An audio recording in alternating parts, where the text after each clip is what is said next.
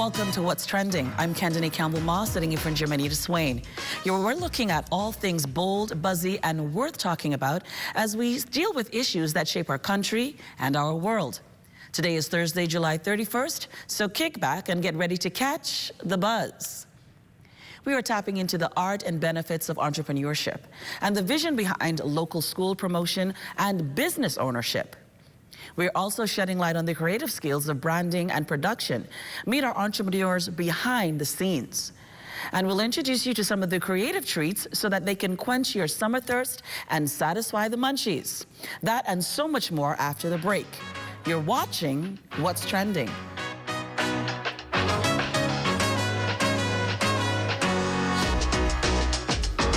Termites and need to get rid of them fast, trust Rent-A-Kill Initial. With over 60 years experience in the Bahamas, the global brand, training, and expertise can't be beat. Only Rent-A-Kill Initial gives you a 3-year warranty and payment plan options on termite fumigation.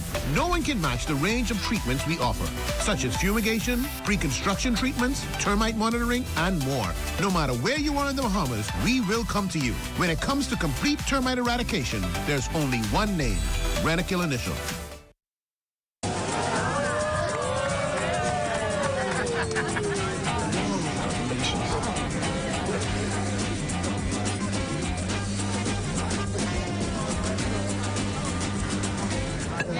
Diet-friendly special.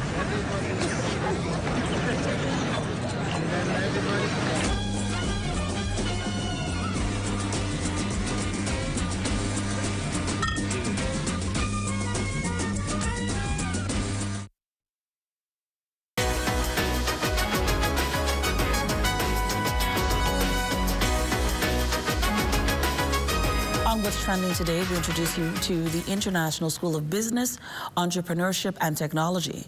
It's representing a unique form of education in the country. It's the first and only magnet school of its kind.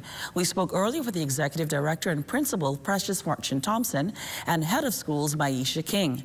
Welcome. Can you please tell me what inspired ISBET, and how do you get to ISBET? I love that question. So, ISBET was founded by the late Mitzi Turnquest. Okay. And it was because her vision for it was she wanted something completely different in the way that we educated students. And so she came to a few persons, she's like, this is what I want to do, this is what I want to start. And that's how ISBET was birthed. And so we're a school from grades 4 to 12. Okay. We're situated at the top of Fort Charlotte. Okay. And I would like to say that we're a booming ISBET community. Wow. We have 130 students, 23 staff, and the way that our classes are, they're focused a lot on the business, the 3 pillars of business, entrepreneurship, and technology. And I like to say that we're a tech school. Some of our program offerings of what we provide in terms of our courses are our computer science program, which encompasses the coding, the robotics. We do personal finance, we do entrepreneurship, we do life skills. Where can you go and a teacher is teaching you how to fill out an application, right, or how to change a tire, or how to actually do a stitch. And so, you know, we're not that traditional approach. And one of the things that make me happy about our school is that we allow our children to express themselves, and they get to learn by doing. Okay. A lot of what they're doing in the classrooms is very hands-on, and it's a great experience for them. Okay. Now, Mrs. King, can you tell me what your role is here at ISBET? And can you talk to us? I know that you're an excellent, excellent mathematician, right? But talk to us about what your role is at ISBET, please. My role at ISBET is the head of high school. It's a new role introduced this upcoming school year. Okay. I'll be responsible for all of the upper level teachers and students. And so I make sure that everything is done properly, all procedures are done properly. If there's a question or a need, they would come to me, and then I would report directly to Ms. Thompson, and to get a better overview and introduce some new topics and different study skills to teach to the students and the teachers, or programs, if I see any that we'll have to do. I think, Ms. King, I think that gives you an opportunity then to work more hands-on with the students and the teachers, because with 130 students, 23 faculty, you have a very, very close-knit family. Yes, we do. So you're a family and not just a school. And that's why I call call us the ISBET community. Okay. We're a team. And everybody that is a part of our community is valuable. And like Ms. King said, you know, a part of our restructuring is that we introduced the head of high and head of lower this year.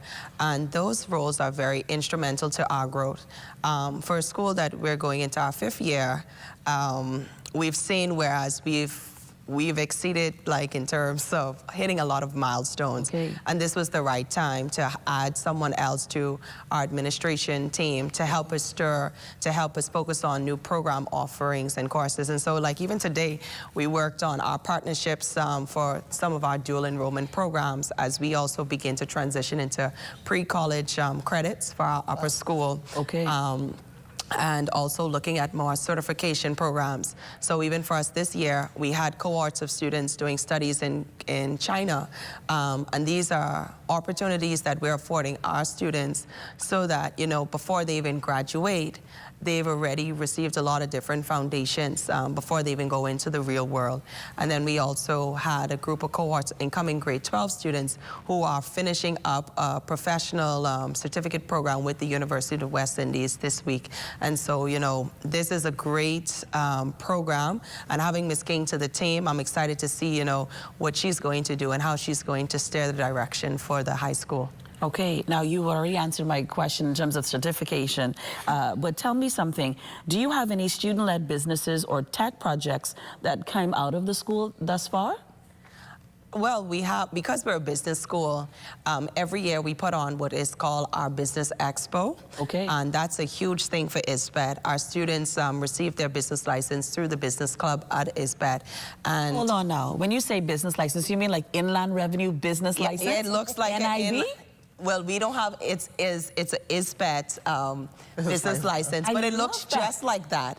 And what it says, it's mirrored like that. It has the ISBET branding, and it stipulates what the student can sell, when they can sell it, and they have fees associated with it.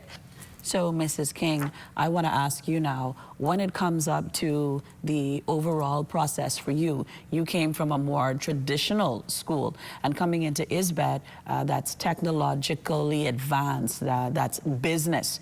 Do you see that you can mix the tradition and the advancement? Because ISBET is doing something different. I mean, you guys are on another level. What is it that you think you can amalgamate, if it were? Well, my plan is to work more on the structure. Okay. Like I was just telling Ms. Thompson today, when you look at the BGCSE, yes, I look at the consumer math questions. Right. Because children need to understand what's my profit loss, what's my profit gain. We need to understand that these parts of the test are important.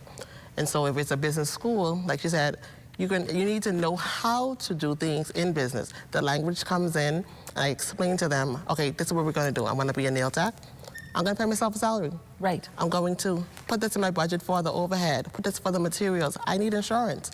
And these are things we introduce early, because a lot of our kids, honestly, right now, they are entrepreneurs. Okay. You go on TikTok, you go on Instagram, everybody has a business. Lip gloss, anything you can think about selling, children can, and they do it. You know, and it's important that they know how to use this money, or how to manage this money, or how to manage their lives to do whatever they want to do, and we can take it to another level. Writing business plans. You're in 10th grade, we can get this done. Okay. And get it done properly. And so it's fun for me because I enjoyed being a teacher. Now stepping into the administration role, it's a different role, right. But I get to pull you in a little bit more because I've done it. And so, okay, let's do this together. Right. Mrs. King, Ms. Thompson, ISBET's absolute finest. Thank you so much for this inspiring conversation. We wish you the absolute best. The skies are the limit, right? The galaxy and beyond. Amen. ISBET. Thank you so much. You're watching What's Trending.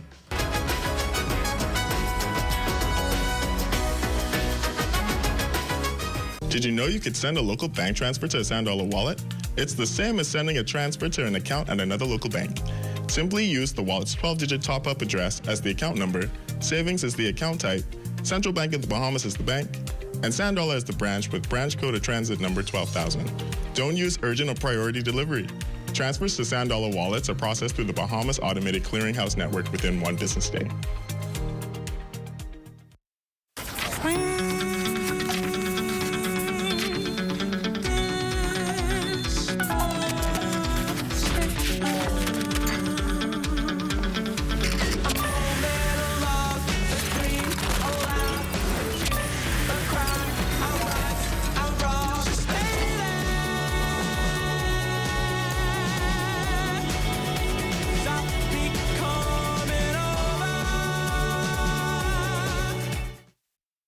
Welcome to the Intra-African Trade Fair 2025, the gateway to abundant opportunity, the platform for more, access to a continent with more makers and creators, more technology and manufacturing capabilities, more innovators and collaborators, more information and knowledge, a continent of opportunities for business in more markets and resources that accelerate progress and create space for more infrastructure, connectivity and networking, more creativity, production, and more deals for the people. Afrexim Bank, in collaboration with the African Union Commission and the AFCFTA Secretariat, brings you the 4th Intra-African Trade Fair, hosted by the People's Democratic Republic of Algeria. Over 2,000 exhibitors, 35,000 plus attendees, 140 plus countries, $44 billion in trade and investment opportunities. Register now and enter the gateway to new opportunities.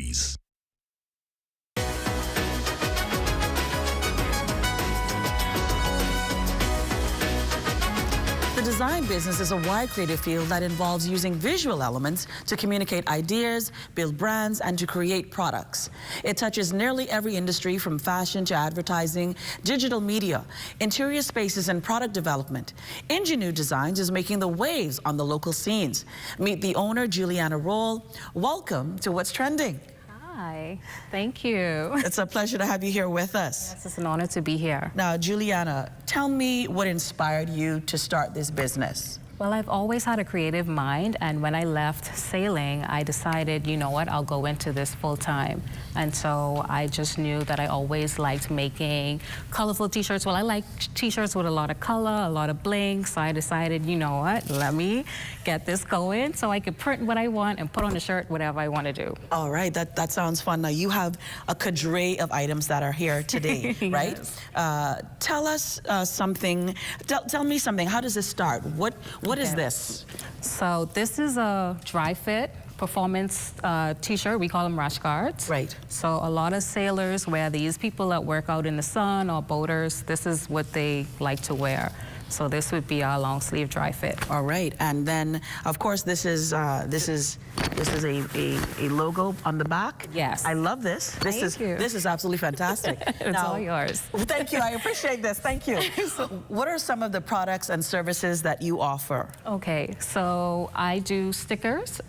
That would be what we call our peel and stick. These would be vinyl with the holographic design on top. Okay. And then this would be a kiss cut, which is also a peel and stick. Okay. And this would be a die cut. Okay. So it's already cut, pre-cut, and you just peel it off and stick it on. Okay. Yeah. And then we have the UV DTF stickers. And this is an example of it here. Let's see. These are permanent. So once you place it on and you get this bad boy on there, and you peel it off. Now with this, you kind of have to find the right edge and move very slowly. Okay. And once you move slowly, it sticks. Yeah, it sticks. All right. And you know, of course, you have to make sure it's straight. Yes, absolutely. I think for so. For all intents and purposes, that is how it works. Thank you. All right. Now, I see you have a lot of bling now. Juliana, I like plenty sparkle, right? I have some sparkle on now. Now, what happens with these? So this is our rhinestone transfers. Okay. How this works, I have some templates that I pre-make. Right. And it'll be in this shape. You peel off the top, and it peels off very much like this. Okay.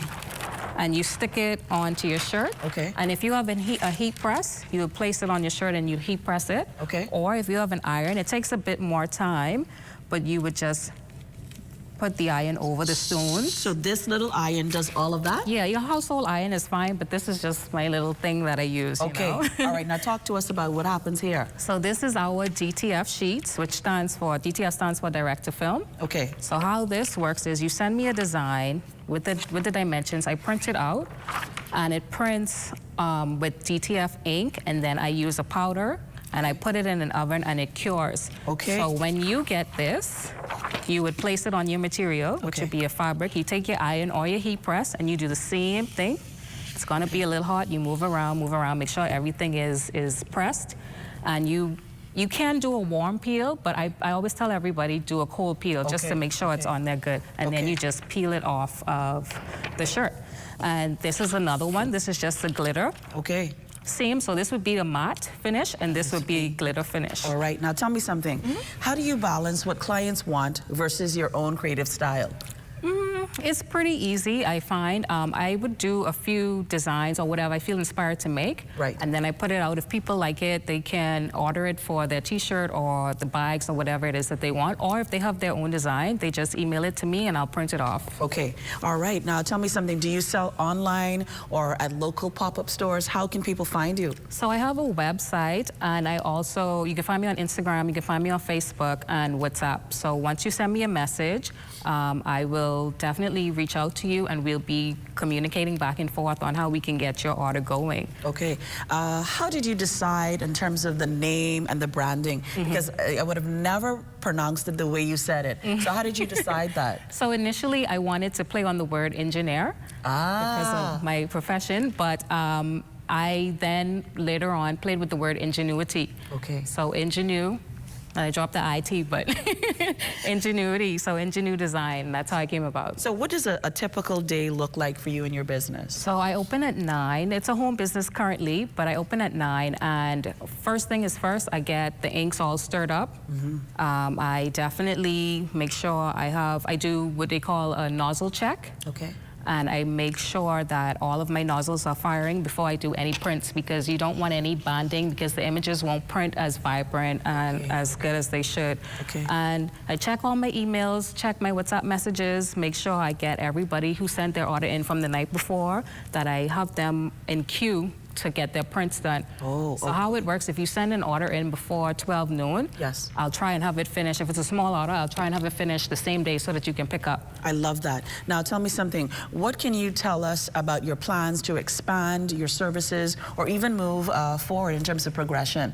I definitely want to have a storefront at some point, and so that's what I'm saving up towards right now currently.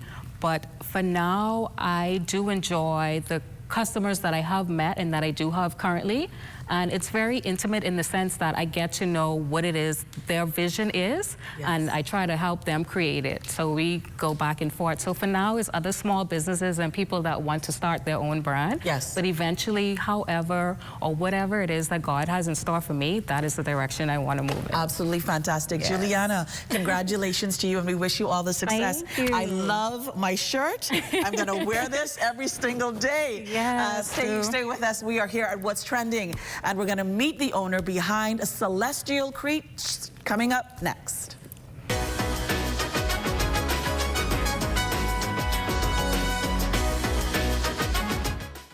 Tired of looking at the same old kitchen? Step 1. Our talented recommended designer Mark crafts a custom design just for you. Step 2. Once your design is ready, CBS Bahamas makes ordering effortless. Your dream kitchen is within reach. Step 3. Our recommended installers bring your vision to life, ensuring every detail is perfectly in place. Sit back and relax as your dream space becomes a reality. Visit cbsbahamas.com and start bringing your home improvement dreams to life today. The internet isn't just for surfing. There's a sea of shoppers buying online, and you can connect with them on Tingsy. Tingsy is the SBDC's online storefront built for Bahamians. Take your business to the next level by selling to customers online, both at home and around the world. People want Bahamian things, and if you got things to sell, sell on Tingsy. Find out how you can connect with a sea of buyers by visiting tingsybahamas.com.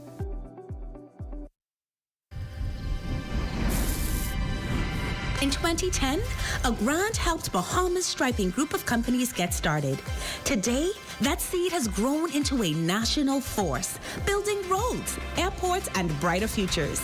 Now, we're leading the way through public-private partnerships, what we call 3Ps, where government vision meets private sector innovation.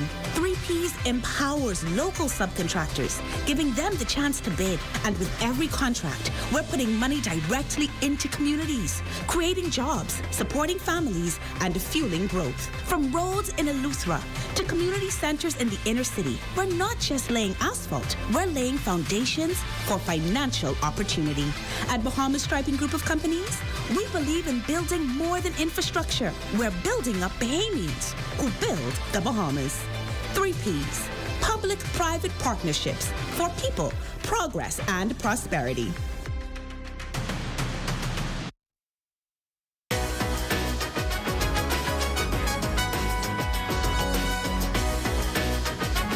Well, starting a business comes with its challenges. While some of them may be obvious, others can catch you by surprise. The owner of Celestial Treats, Miss Shakira, is here, and she's giving us the business, the blooming, and the popcorn of it all. Shakira, welcome to What's Trending. Hi, Kendini. How are you? I'm wonderful. How about you? I'm ready to eat some popcorn, my friend. Now, tell me something. Tell us about Celestial Treats and what inspired you to make these special, special treats. So we started out with just basic butter popcorn, and I was looking for something to add additional to my business and offer people, you know, a wide selection. And so I got into doing the gourmet popcorn, and we have maybe about 30 flavors currently. So our most popular would be what we have here, being the caramel, the junkanoo, and the kettle corn. The junkanoo is always good, right? That's the one with all the sweet flavors. Now, Shakira, I heard y'all do Hennessy popcorn, or I heard y'all do like cognac popcorn. Is that true? We do, if by special request. Special request, right here? Okay. Some people would like for their adult functions. Adult, yes, yes. We do have a line that we call Boozy Pop, and that's by special order only. Boozy Pop is a freeze drink, I'm thinking. No, Boozy Pop is a type of popcorn. Oh, it's a popcorn that would be, too? Yeah, so if you want like a Bailey's infused popcorn, that's part of our Boozy Pop line. So if I want like a collect popcorn, or I want like a wine popcorn, I can have that too? It's something we would have to test. We've tested the Bailey's and like the coconut rum and stuff before. Okay. Or gin and coconut water type popcorn. Thank you very much. Now, how did the idea come up for your first product in terms of the popcorn? Because you have so many things here. So our first product really was parties. Really? That's how we started, really. Okay. I did parties and stuff on the weekends. And so we just started out with snow cone, popcorn, cotton candy, and hot dogs. Okay. And over the years, we've just continued adding, doing nachos, pizza, and then we started to add the gourmet popcorn, and then we added the glazed nuts. So if I'm having, let's say, a birthday party for my daughter at her school, or I can call you at home and I can say, Celestial Treats, come, bring the things. I need you to have something. Can you do that for me? Yes, we also offer party bags and party boxes, which a lot of our clients would order for class parties. And then with that, we have vendors that we would use for the cupcakes or cakes to go along with that. You have made my life much, much simpler in terms of having the class parties, because I pick up the phone and I call and say, Shakira, this is what I need. And then everything shows up at the school, and I am the best mom ever. I love that for me. Thank you. We do all the work for you, all of the labeling, all the personalization. You just tell us what time you need it for, where it needs to go, and we handle that for you. Now, tell me, Shakira, do you provide pop-ups?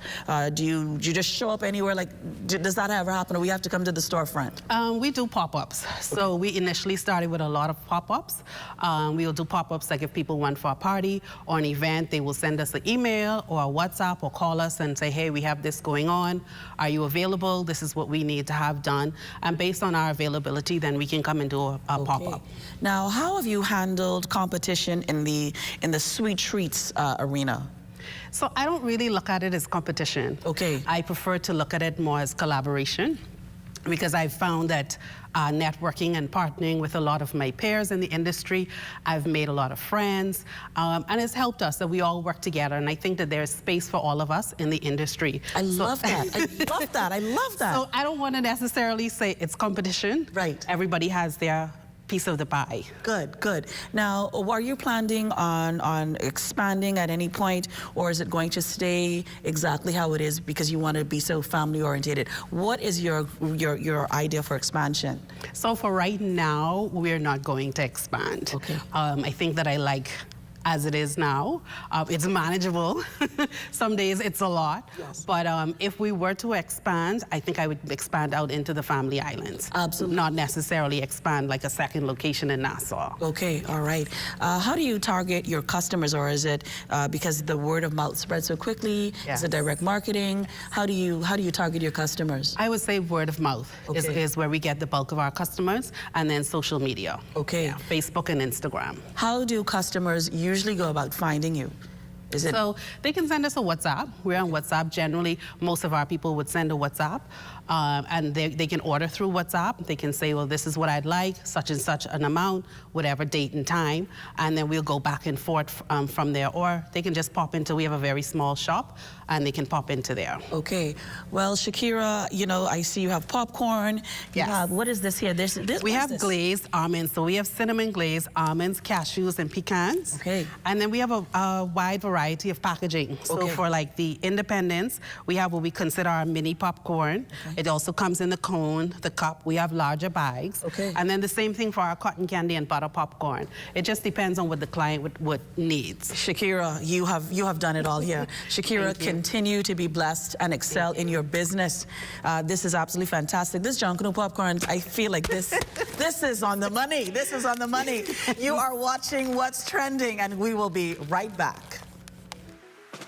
If you would like to be a part of What's Trending, DM us on Instagram at What's Trending on ZNS.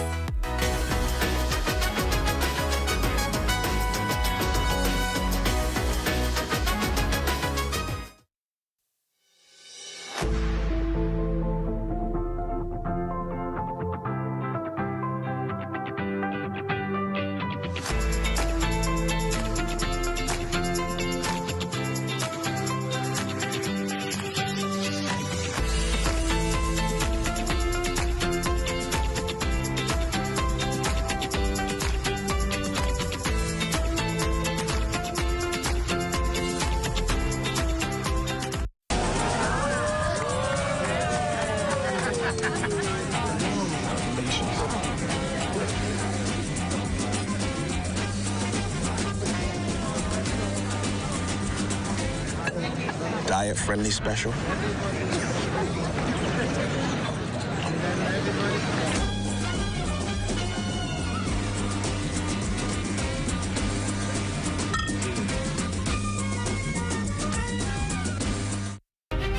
Join us each Sunday at 5 p.m.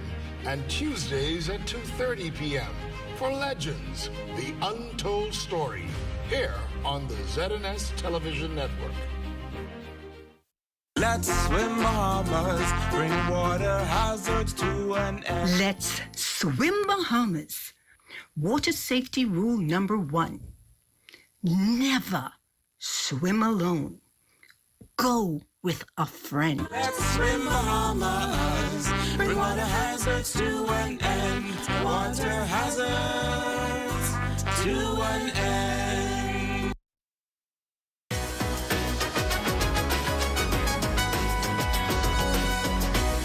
Tune in again with us on Tuesday, August 5th for another informative show with all the latest buzz.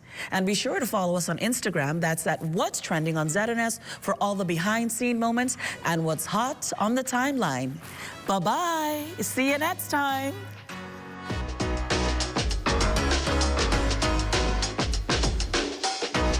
At the Broadcasting Corporation of the Bahamas, I'm Clint Watson, and this is ZNS.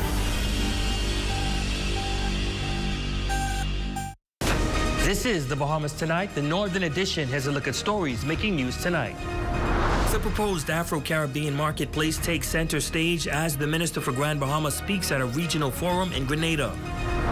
Also, a veteran journalist weighs in on the credibility of media in today's changing landscape. And the 2025 NACAC Athletic Championship set to draw hundreds to Grand Bahama, bringing with it a major economic boost. The Bahamas Tonight Northern Edition starts now.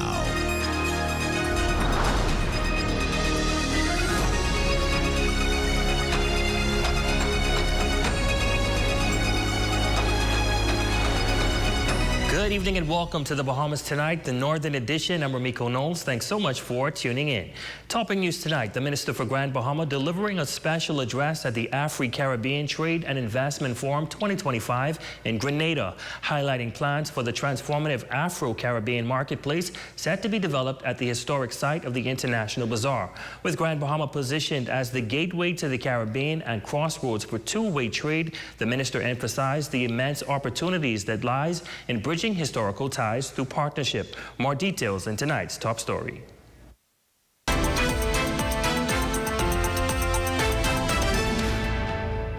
Afro-Exim Bank has partnered with the government of the Bahamas to establish the Afro-Caribbean Marketplace and Logistics Center. The 4th Annual Trade and Investment Forum held in Grenada, Minister for Grand Bahama, the Honorable Ginger Moxie, underscoring the benefits of the proposed Afro-Caribbean Marketplace and Logistics Center to be developed on Grand Bahama, describing it as a world-class touristic experience, showcasing products, cuisine, music, film, and the arts that reflect the rich cultures of Africa and the Caribbean. The marketplace will also serve as a conduit for B2B opportunities. It will become a promotional office as well as foreign affairs office for many countries that do not have a presence in the region. With Grand Bahama's over $3 billion in recent investment, much of this in the tourism sector, and we expect to have over 6 million annual visitors to Grand Bahama by 2028. The marketplace will attract a significant number of those visitors, offering a culturally immersive experience that celebrates authenticity through folklore, folk art, festivals, and traditional expressions unique to each country. It is envisioned that with the focus of the African and Caribbean partnerships, the Afro-Caribbean Marketplace will become the gateway to the Caribbean and become the signature destination in the world where you can get a taste of Africa and the Caribbean. She emphasized the advantage of Grand Bahama's proximity to air and seaports, noting that the nearby distribution center will enable seamless trading of goods through one of the largest container ports in the region. This is the real opportunity here. Africa's permanent footprint in the region with an attractive destination that is destined to become one of the most exciting shopping and distribution hubs in the world. This marketplace will not only boost economic growth, but also strengthen the bonds of friendship and cultural understanding between our nations.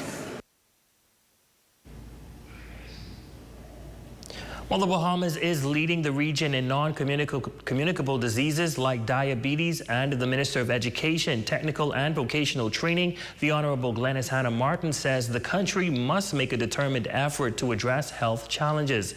It's why she commended Minister of Health and Wellness, the Honorable Dr. Michael Darville, on tabling the National Health Insurance Bill 2025 and a compendium of 4 other bills intended to implement health care reform in the country during debate on the legislation Wednesday.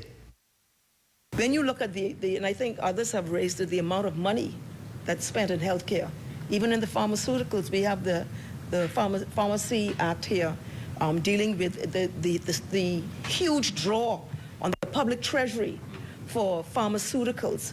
It speaks again, this is another component, it affects the economy. Yes. Because you're now drawing to treat sickness as opposed to promoting advancement and progress in a much more robust way.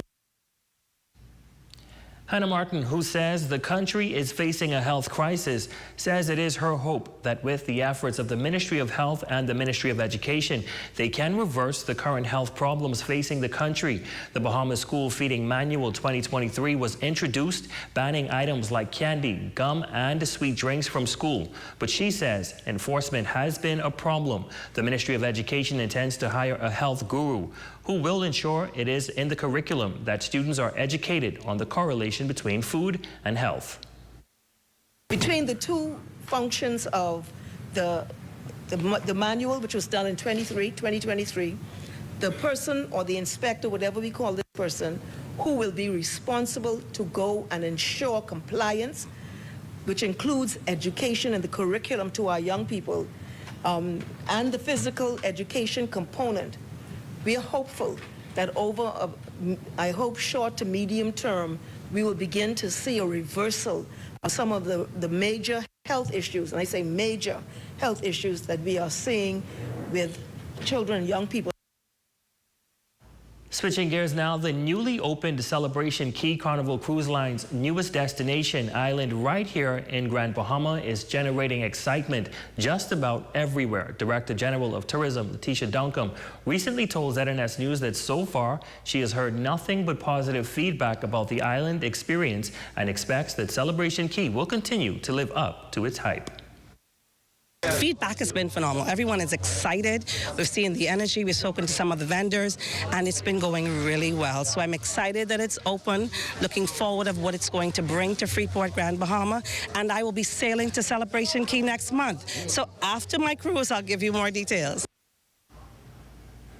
Well, continuing on the island's momentum, on August 15th through 17th, the 2025 North America, Central America, and Caribbean Athletic Championships, better known as NACAC, will return to the shores of Grand Bahama for the second time.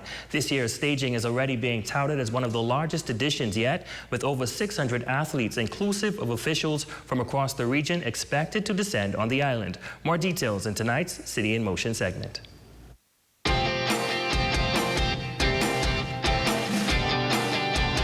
With the lights up and the stage set, the spotlight will shine on the Grand Bahama Sports Complex, where athletes from more than 30 nations will compete. An event Deputy Director of Sports Norris Bean believes will bring a huge economic boost to the island. Right now, every country that is coming to NACAC has been placed at a hotel property. The ground transportation is in place.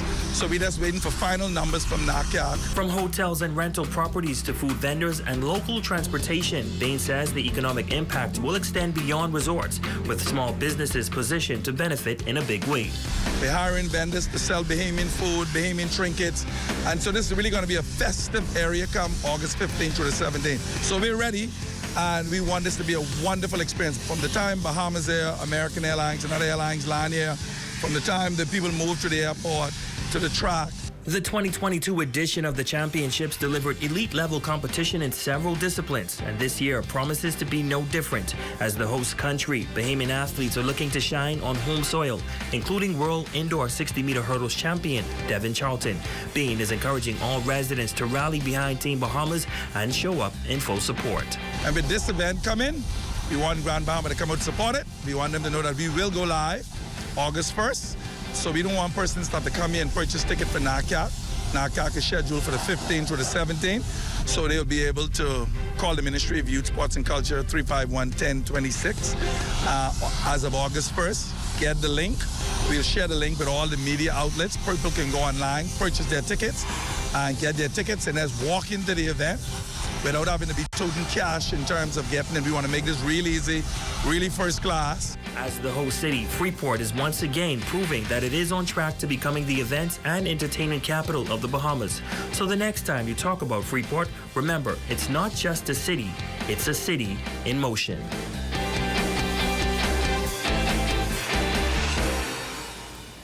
Well, in other news, media veteran of 60 years, Frederick Stirrup, reflects on the credibility of the press and how the industry has evolved since his time as a former publisher and managing director of 2 printing companies. Stirrup emphasizes that the media remains a respected institution and urges social media users to show respect for professionals in the field. With the rise of technology and social media, spreading misinformation has become alarmingly easy, blurring the lines between credible journalism and opinion-based content. Veteran journalist Fred Stirrup acknowledges that while journalism continues to hold a foundation of credibility, the landscape has drastically shifted. He warns that the growing trend of bloggers and influencers posing as journalists has become the norm, contributing to the erosion of fact-based reporting. Fake news has become very big in this era. Because people just send stuff out there, a lot of time it's not the correct information. They just assume something and they put it out there and they write a little clipping along with photographs, and then that goes viral, and it's the wrong information. Stirrup, who's a former publisher of the Nassau Guardian and the managing director of the Freeport News, stresses the importance of verifying information before sharing it. I've always been concerned about it, and the only way for the industry to conform and really debunk this whole situation is to insist that the people in the business insist that they get their one-on-one information. That's the only way you can debunk that. Otherwise, as long as you rely on somebody calling you and said, Jolinda, I've got some information, I just sent it to you, and the urge to beat somebody else to that story, you go with that. And the unfortunate circumstances there is that there's a 2 or 3 aspect of the story could be inaccurate, or if it's not inaccurate, it may not have all of the data, all of the facts. According to the veteran journalist, some key angles are often missed in today's reporting. As for the concept of citizen journalism, Sturp firmly states there's no such thing. As far as I'm concerned, there's not such a thing called citizen journalism. Journalism is journalism. It's a profession, and I think people should treat it as they treat other professions. Now, just like there are people who dabble in mechanics, it doesn't make them proper and an authentic mechanic. People dabble in doing books, it doesn't make them an authentic accountant. So I think it's the same way, but it's just that so many people access via their cell phone, and they can easily take a picture and do an audio, do a video. So many people have access to that, so you have a lot of stuff that, to me, is really non-quality material. For the Bahamas Tonight, the Northern Edition, I'm Jolanda Thompson, Everest. In news from police on Grand Bahama arresting a 25-year-old after discovering a quantity of ammunition and dangerous drugs at his residence. Preliminary reports reveal that on Wednesday, July 30th, shortly at 10:30 a.m., officers acting on information executed a search warrant on a resident at Jolly Rogers Drive. During the search, officers discovered a small quantity of suspected marijuana and a quantity of ammunition inside the home, subsequently leading to the arrest of the lone male occupant.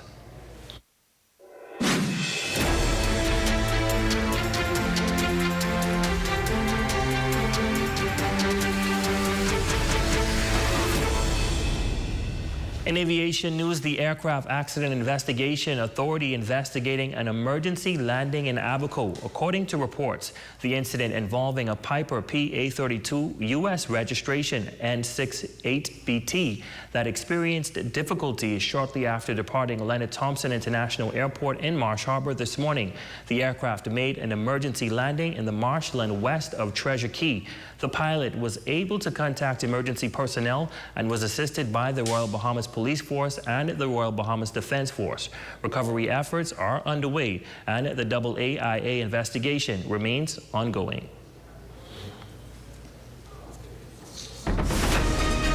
And still to come.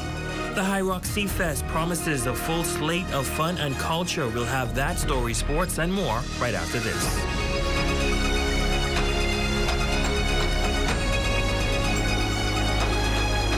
Has been a nation marching for progress. We are more than sunny skies and blue seas. We are a nation filled with purpose, opportunity, and innovation. With each generation, our spirit grows stronger, our dreams brighter, with our banners waving high. Join us as we continue to pass the torch, fostering freedom, progress, opportunity, and innovation for years to come. Happy Independence, Bahamas, from Commonwealth Bank. Come on down and see what Dolly Madison has in store for you. Renovate and rejuvenate at Dolly Madison. Dolly Madison. The best sports show on the island of Grand Bahama. Guys, it's another Thursday.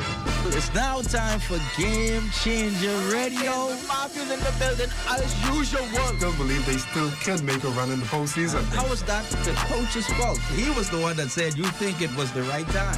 Changing the game with Game Changer every Thursday at 10. Me, Eddie, Matthew, bringing the heat, real talk, real sports, real energy. Only on Power 104.5 FM. It's back to school and back to savings at Bellevue Business Depot. 20% store-wide sale until September 13th on cash and credit card purchases. Spend $50 or more to enter to win a laptop.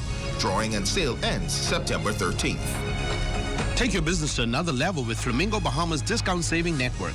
Get free TV and radio ads, local and international exposure. For more information, log on to www.flamingobahamas.com. The 2025 NACAC Track and Field Championships are coming to Freeport August 15 through 17. Athletes from across the region will compete at the Grand Bahama Sports Complex in 3 days of non-stop action. Follow NACAC Athletic Championship on Facebook and Instagram. You know what it has been the 8 o'clock hour. That means it's time for the morning run mix, better known as PJ, alongside DJ Future, right? Call me up right now. DJ Future is what you know I'm locked in. I'm on your run this morning. Keep it coming, override, override. I got you.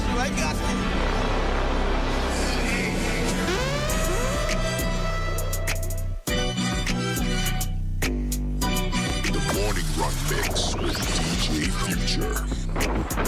Power 104.5 FM.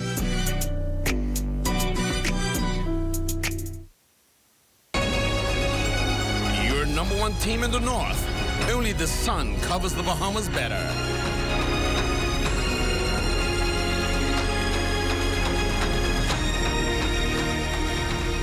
Welcome back. High Rock is set to make waves as it gears up for the 19th annual Sea Fest, backed by major support from Parliament and the Ministry of Tourism and more.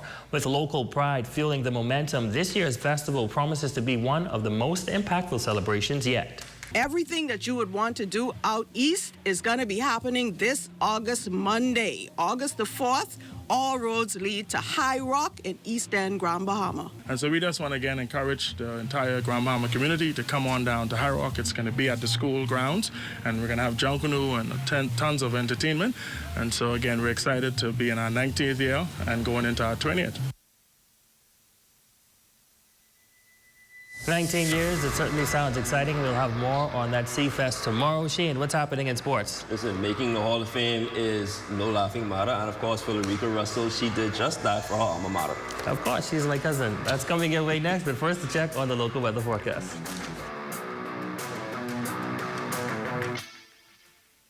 Here at Island Bedding, we provide Bahamians a local option for factory direct quality sleep products. We have also expanded to include a range of furniture and home accessories. Check out our new living room pieces, including sectional, TV stands, accent tables, and more.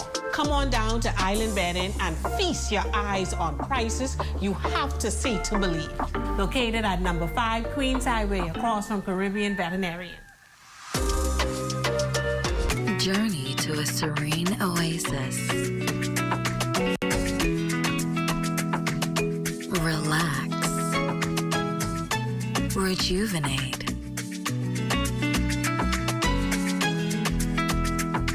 Renew. Welcome to Renew Day Spa. For appointments, call 352-RENU.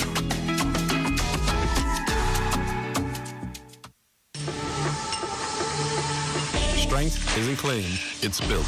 At Heroic Concrete, every block is made with purpose, crafted to protect, poured to endure. From ready-mix to premium 8-inch blocks, we supply the strength our nation needs. Proudly made in Grand Bahama, built for hurricanes, built for legacy. Creating products to bring value to our lives and strength to our future. Call 820-4376 or email sales@heroicgrouplimited.com. Join us for City in Motion, your inside look at the people, progress, and possibilities shaping the city of Freeport.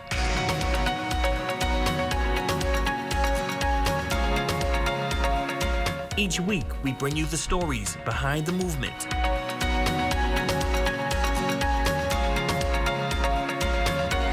Highlighting how the Grand Bahama Port Authority is leading with purpose. Our desire is to connect Bahamians with the opportunities that's right in front of them. This is City in Motion. Here are some tips for having your home ready for a hurricane. Keep all trees and shrubs trimmed.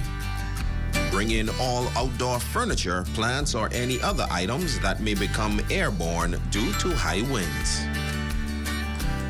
Cover windows and doors with hurricane shutters or pre-cut plywood. Clear drains and gutters. And remember to secure important documentation in case you have to evacuate. Don't be caught off guard this hurricane season. Be prepared.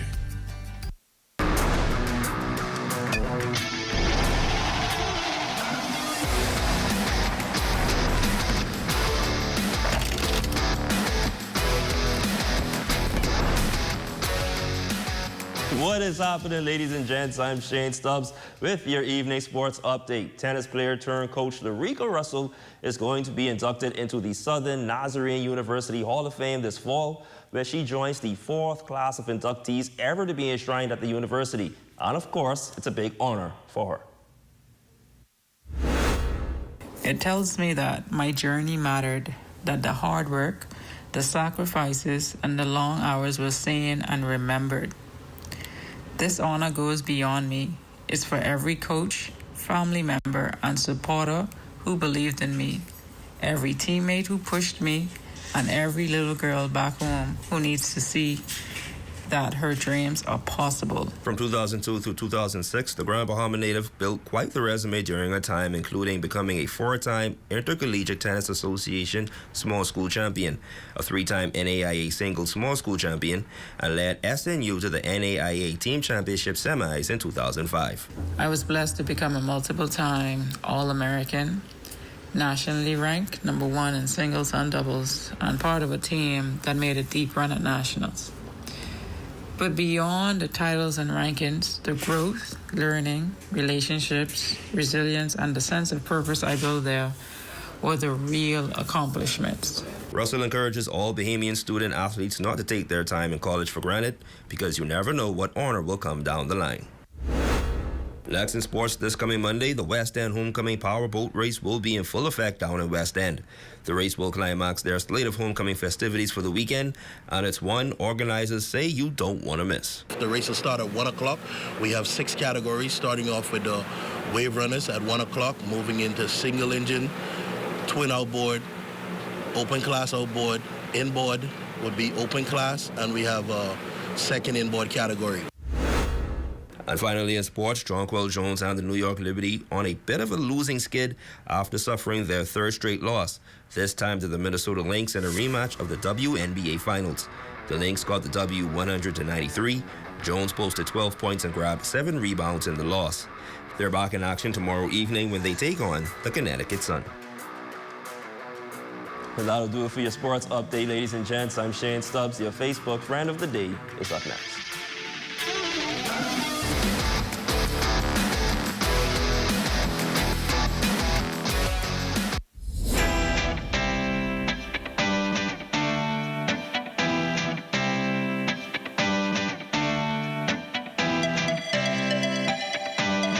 The 2025 NACAC Track and Field Championships are coming to Freeport August 15 to 17. Athletes from across the region will compete at the Grand Bahama Sports Complex in 3 days of non-stop action. Follow NACAC Athletic Championship on Facebook and Instagram. Welcome to Uniquely Different Apparel. We are the men clothing store where we carry suits in different sizes and styles. Slim fit suits, modern fit suits, regular suits. We have paisley pattern suits. We also do wedding attires, and we specialize in personalizing your men. Everything pertaining to the man, from bow ties, neckties, belts, suspenders. Also designer shoes, such as Giovanni. We also carry the wingtip, bow tips, clergymen's attires, the collar neck, tab collars, long sleeve shirts, and short sleeve shirts. And coming this season, short sets for the ladies. We have a little tab, ladies handbags. We are located in the Raven Mall. Phone number is 808-5604.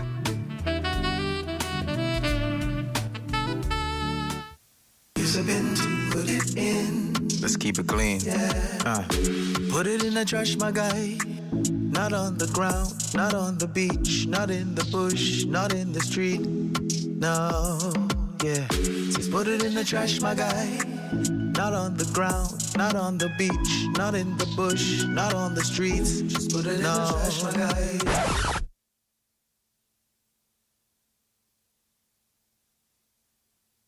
Bombastic side-eye. Criminal offensive side-eye. Put it in the trash. Put it in the trash. That's it, put it in the trash. Just put it in the trash. Put it in the trash, that's it. Just put it in the trash, my guy. Not on the ground, not on the beach, not in the bush, not in the street. Just put it in the trash, my guy. Yeah, just put it in the trash, my guy. Yeah, we just gotta keep Grand Bahama clean. Get a jump on your health and fitness goals with the Fitness Connections Transformation Challenge. We've already helped hundreds of people get closer to their health and fitness goals and achieve awesome results like you see here. You can scan the QR code to find out more. But let me tell you what all comes with the challenge. One, you get 20% off coupons to the Fitness Connection every 2 weeks. You get coaching calls with us on Zoom. You get accountability, us checking in on you. And you also get the chance to win $1,000 and other prizes if you are the winner. So what do you have to lose? $50, you can have a chance to win $1,000 and get the body of your dreams. So scan the code now, sign up. We're here to help you.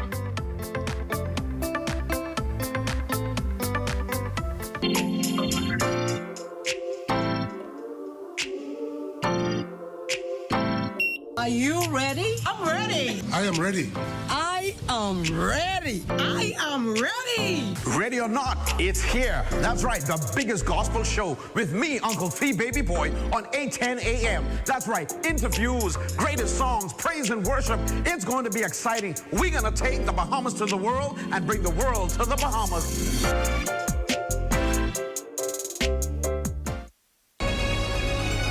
Your number one team in the North.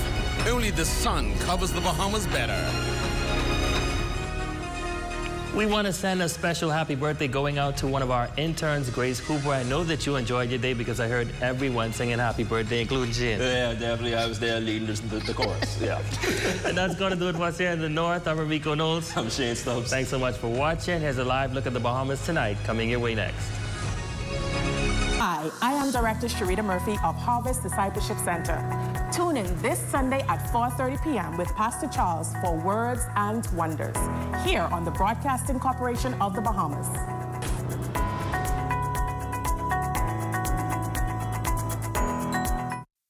We are here in the time of need.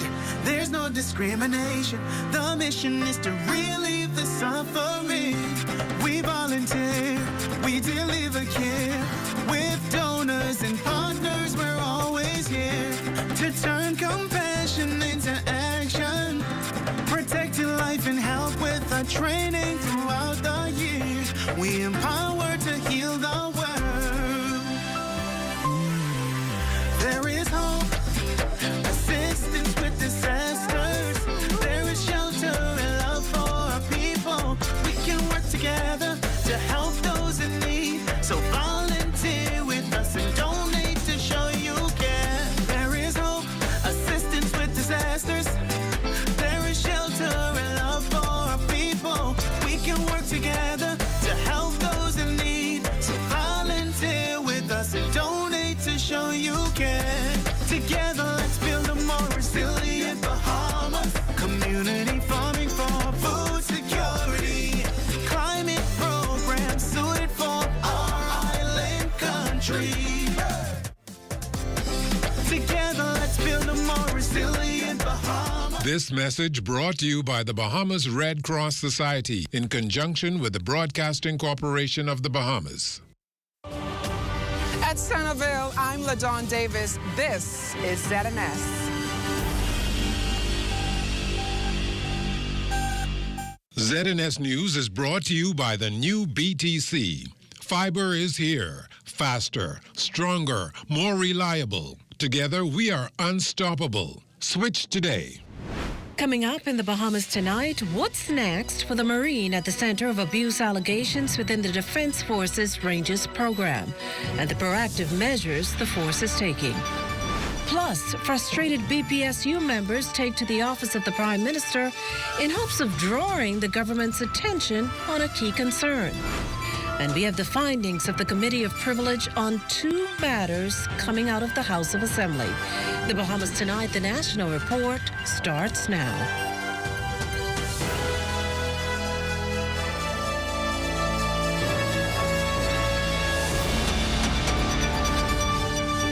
Good evening, everyone, and welcome to the broadcast. We begin tonight with a brazen daylight shooting that's left one dead and another wounded as investigators comb the area in search of clues that may lead to finding a culprit. Our Corval Pyfrom is on the scene. Corval?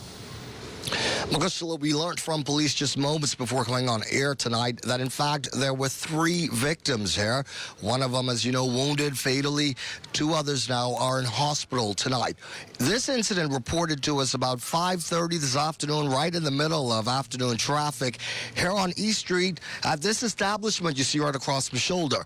It is the Twin Brothers Restaurant, and it's smack between John Chipman Street and Sunlight Cottage, and that is where police say that 2 men were in a vehicle when 2 other men in a separate vehicle pulled up on them and then opened fire. One of the men in the vehicle was fatally wounded. The other was taken to hospital. His condition is unknown. Now, during this incident, police say a female who happens to be an employee of this establishment was also injured. We do not know the extent of her injuries at this time. Police are actively investigating the situation. I spoke moments ago as well with the Member of Parliament for this constituency. This is the Centerville constituency. The Minister of Agriculture and Marine Resources, Jomo Campbell, and he expressed how saddened he was by what had happened here today, but hopeful, he says, because of some of the programs that they've put in place that they hope will offer hope and assistance to at-risk youth in this community. Now, as for the victims, the 2 men in the vehicle, police tell us these men were both in their early to mid-20s. Again, one of them wounded fatally. The other is in hospital. A female employee of the establishment also wounded in this attack. Now the hunt is on for the suspects behind this situation. Police also, one more thing before we go back to you, police say that there are a lot of CCTV cameras in this area, so hopefully they'll be able to put those to use and be able to close the books on this investigation rather quickly. That is the very latest, reporting live from East Street. I'm Corval Pyfrom. Let's go back in studio to you, Makushla. Well, thanks, Corval. We'll hear more about that Sunlight shooting in a later newscast. Now to a follow-up to last night's top story following further clarification on allegations of abuse within the Defense Forces Rangers program. During a telephone interview with our Altaviz Munnings, the RBDF Commodore sought to shed more light on this probe. Good evening, Altaviz. And good evening to you. During our 8-minute telephone conversation this afternoon, Royal Bahamas Defense Force Commodore Floyd Moxey confirmed that Board of Inquiry of all Defense Force officers he assembled to monitor the facts and circumstances reported about abuse allegations in a Rangers Skills Set camp in Eleuthera between June 30th and July 19th. They met for the first time on Wednesday.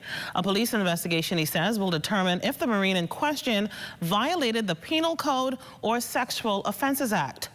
While Commodore Moxey remained mum on the Marine's identification, he did tell us he has been associated with the Rangers program for quite some time.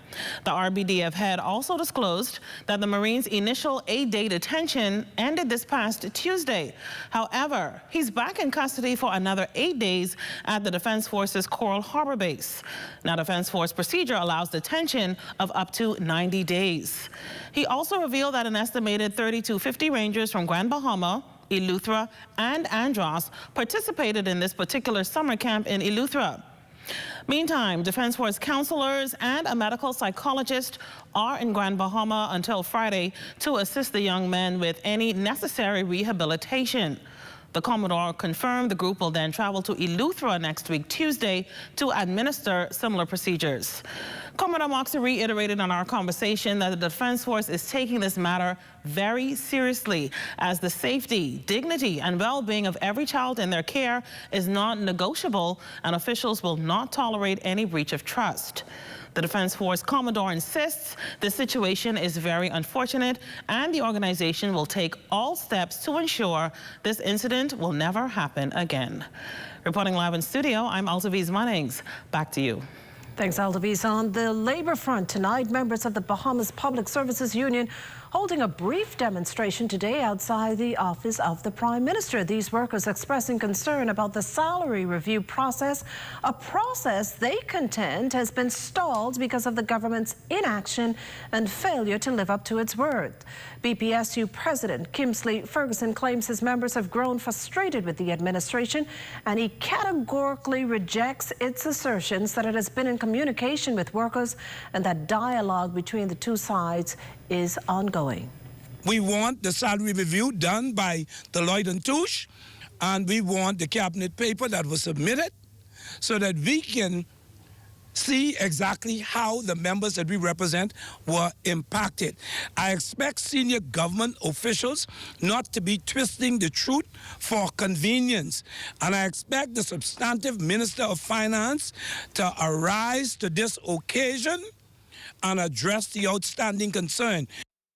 Now, those workers making it clear that time is winding down on talking, and they're calling on the administration to act swiftly. This is a legal binding document. We expect the government to respect the document as such. And so we want our money and we want it? No! We want our money and we want it? No! Now, ZNS News spoke a short time ago with Labour and Public Service Minister, the Honourable Pio Glover-Roll, who dismissed Mr. Ferguson's remarks as disingenuous. While detecting disease early, treating it affordably, reducing out-of-pocket costs, lowering hospital admissions, and cultivating a culture of wellness, all part of the reforms a compendium of health bills are expected to usher in once passed and enacted. The groundwork for that laid yesterday in the House of Assembly. Contributing Prime Minister the Honourable Philip Davis echoed this long-held view. Healthcare is the right of every Bahamian, regardless of which neighborhood they live in or the amount of money is in their bank account. We believe in accessibility. A nation made up of many islands will always face resource and logistical challenges. But we do not accept that geography must forever determine health outcomes. We also believe in prevention because investing in wellness today prevents illness tomorrow. Speaking specifically to the National Health Insurance Chronic Disease Prescription Drug Fund bill, Killarney MP and veteran physician Dr. Hubert Minnis lamented that many Bahamians are dying due to a series of chronic conditions often left untreated. Equally troubling is the observation that the Bahamas has an obesity crisis, particularly in the case of children. We eat too many refined carbohydrates and high-fat foods and processed foods. We do not eat enough fruits and vegetables. And the prevalence of fast food restaurants in our major population centers is worsening the problem. And maybe the time we need to look at the possibility of enacting a law to ensure that no international fast food franchises are introduced, especially into our family islands. Nassau is contaminated already. Grand Bahama is already contaminated, but let us preserve the family islands. Citing figures from the World Health Organization, Dr. Minnis noted that non-communicable diseases killed at least 43 million people in 2021. Well, the Committee of Privileges yesterday presenting its findings into two recent exchanges on the floor of the House of Assembly, the first involving South and Central Andros MP Leon Lundy and St. Barnabas MP Shannon Cartwright. This stemming from questions Cartwright posed at the conclusion of Lundy's budget contribution concerning increased charges to water supply. Now, Cartwright rejected Lundy's response, leading to a dispute that spilled over into the following day, with the former accusing the latter of misleading the House. The incident eventually led to other House members getting involved. Fast forward, and the committee determined. The committee found the request for an apology from the member for St. Barnabas by the member for South and Central Andros reasonable. The committee found the words used by the member for St. Barnabas to be unfounded or unsupported, and in the circumstances, unwarranted. In the circumstance, it is the view of the committee and its recommendation that the member for St. Barnabas take the high road and apologize to this House for accusing the member for South and Central Andros of deliberately misleading the House, as the evidence he used to support his claim failed to do so. On examination, those documents were irrelevant to the discussion. The basis of the second dispute? Well, St. Anne's MP Adrian White's recent poster board display in the House of Assembly purporting to show a cabinet minister's vehicle parked in a disabled slot. According to Committee on Privileges member Glenys Hannah Martin, the photo suggested the vehicle belonged to Pinewood MP Miles LaRota. The following day, the minister complained about what he called the deceptive tactic, which again led to an argument that could not be settled. Committee is of the view that the design of the poster was a deliberate attempt to bring the minister's reputation into odium and contempt. The committee has no doubt that the member for St. Anne's was deliberate in his actions. The committee is of the view that the member for St. Anne's should apologize to the member of Parliament for Pinewood and indeed to this House for his acts of deception. Finally, Madam Speaker, it is the view of the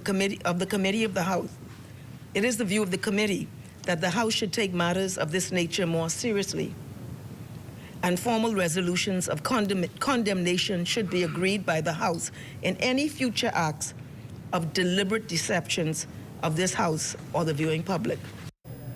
Now, as both Cartwright and White were absent during the findings, their colleague, East Grand Bahama MP Kwesi Thompson, opined that the two be allowed to review the ruling and make comments thereafter. You're watching the Bahamas Tonight, the National Report. There's more news in a moment. Bahamas has been a nation marching for progress. We are more than sunny skies and blue seas. We are a nation filled with purpose, opportunity, and innovation. With each generation, our spirit grows stronger, our dreams brighter, with our banners waving high. Join us as we continue to pass the torch, fostering freedom, progress, opportunity, and innovation for years to come. Happy Independence, Bahamas, from Commonwealth Bank.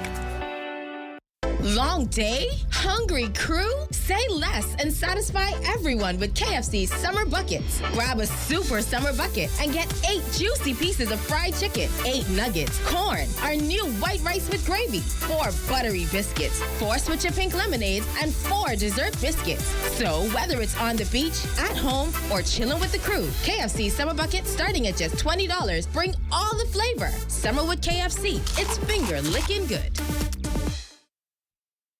While others see customers as numbers, we see our customers as people, neighbors, friends who deserve more than one-sided connections. That's why we are redefining what real connection is by prioritizing our customers and showing our appreciation by putting our money where your loyalty is. ATC customers, claim your $200 Bahamas Air gift card when you add postpaid mobile to your internet plan. That's loyalty that flows both ways. Welcome to the Intra-African Trade Fair 2025, the gateway to abundant opportunity, the platform for more, access to a continent with more makers and creators, more technology and manufacturing capabilities, more innovators and collaborators, more information and knowledge, a continent of opportunities for business in more markets and resources that accelerate progress and create space for more infrastructure, connectivity and networking, more creativity, production, and more deals for the people.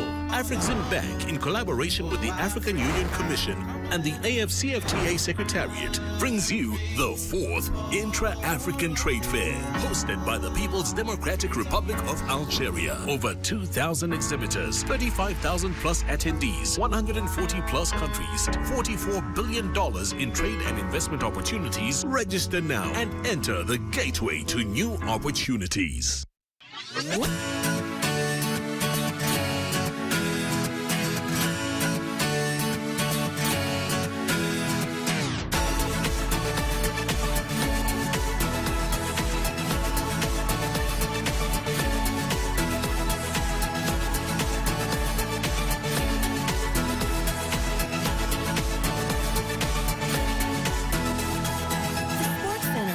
Fun back into school. This portion of the news is brought to you by Bahamas Striping Group of Companies, where safety is first. You're looking at a shot of Fort Montague, built way back in 1741 by the British to protect Nassau from Spanish invaders. That shot courtesy of drone pilot Kyson Miller. Welcome back. The construction industry, one that often sparks conversation about numbers. Just how many Bahamians are getting a slice of the pie, and if not, why not? Well, after the Prime Minister's recent discussion has been reignited with a Contractors Association president responding. Daniel Dean has the story. The fact of the matter is when it comes to the Bahamas' population compared to the construction industry's skilled worker demand, the numbers just don't add up. And that's something Prime Minister the Honourable Philip Davis and Bahamas Contractors Association President Leonard Sands agree on. If you said we had what we needed, why would there be 14,000 plus people on work permit? And if out of the number of 14,000 persons on work permit, the last information I got was at least 7,000 to 8,000 of them are in construction. Sands' comments follow those made by the PM, who reasoned that foreign labour is up due to outsourcing for construction jobs. Jobs that have become plentiful due to an increased number of projects in recent years. Supporting that view, the president expressed doubt these companies will go through the hassle of securing and paying work permits and housing fees unless they truly have to. But here's where Sands' views differ. But I want to note that there is still a large number of persons who participate in construction who are in the unskilled labor category. And I think that's where we kind of need to focus from a national perspective. If we recognize that the persons are unskilled and active in the construction sector, why couldn't we just train Bahamians? He added, though, that he does not believe local companies do a good enough job sourcing unskilled Bahamians. After all, if the worker lacks skills, why not just choose a native? There are a large number of persons who are unskilled who get work permits from the Department of Labor. While I believe that because of the activity in the sector, yeah, there's a lot of construction going on and there's a lot of need for labor, skilled and unskilled. But I think policy-wise, we need to look at the numbers in finite terms to determine where those peaks coming from. Reporting for the Bahamas Tonight, I'm Danielle Dean. In a significant move to modernize the country's corporate services landscape, the Registrar General's Department has officially launched its CARS business, a secure digital corporate management platform aimed at streamlining the way companies are formed, managed, and maintained. West Alex Forbes tells us more. The initiative, short for Corporate Administrative Registry Services Business, marks a pivotal shift from traditional paper-based registry process to an entirely online ecosystem. The government is touting it as a leap forward to greater efficiency, transparency, and data security, especially for financial and corporate service providers. So, especially for the small registered agents and company agents who don't really have a company and client management platform, this will allow them to have their own client management platform that's fully integrated with CARS. And so they'll be able to manage the compliance side, do the billings, and do everything else through CARS Business, and then do all the filings integrated through CARS. Tailored specifically for the demands of corporate service agents, CARS Business allows users to manage a wide range of functions, to batch filing annual returns, paying fees in bulk, and requesting certificates. Couple of the features that are going to be important for larger registered agents is going to allow bulk registration. So, for example, if you manage 300 companies, let's say, every year you have your annual registration that you have to file for each company to say it's in compliance and renew that registration. This is going to allow those larger registered agents with those 300 companies, say, to be able to do what we call a bulk upload, to be able to register those annually in one step. While the system is expected to simplify daily workflow for users, its broad purpose is aligned with the government's push to boost the ease of doing business and attract international investors. Is to deliver good service to our clients. We are one of the few government agencies that are 100% client focused and client facing. And our clients are the people of the Bahamas and the companies of the Bahamas. And our main goal is to deliver the service that they expect from us. For the Bahamas Tonight, I'm Wes Alex Forbes. This portion of the news is brought to you by Folk Call Smart Pass, the smart way to pay at the pump.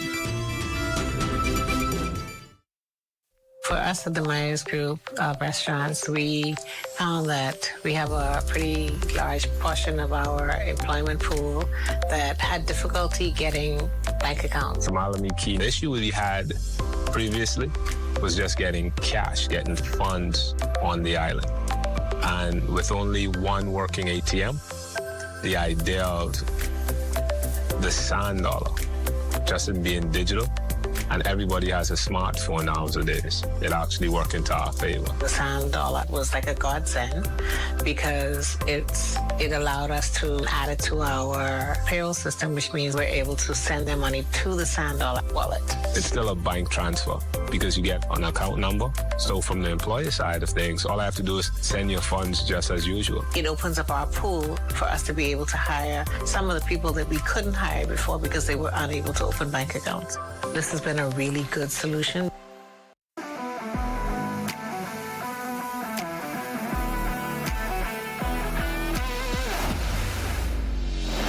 Bahamas Striping Group of Companies, we have been in Exoma now for the past 4 years, carrying out our paving program. A part of our company's philosophy is to do some work to international standards. So when you look at our paving division, we have a state-of-the-art lab to do all of our testing in-house, as well as a state-of-the-art asphalt plant with a trained technician carrying out the work on that site. The overarching goal of our company is to produce the work that we're doing in the entire Bahamas to international standards. We also make a difference by the training of our staff. We have a very intensive training program going on to where we are teaching young men how to learn the art of striping. Being a young man myself, I've made mistakes in the past. I was given a second chance to better my life, and it's only fitting that we pass that along. What's important for us is giving them a second chance for them to get a skill and a career that could take them further in life.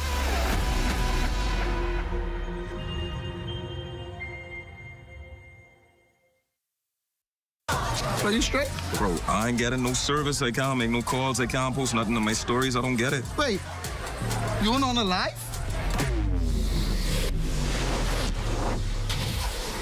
Shad, come, let's fix that. Come.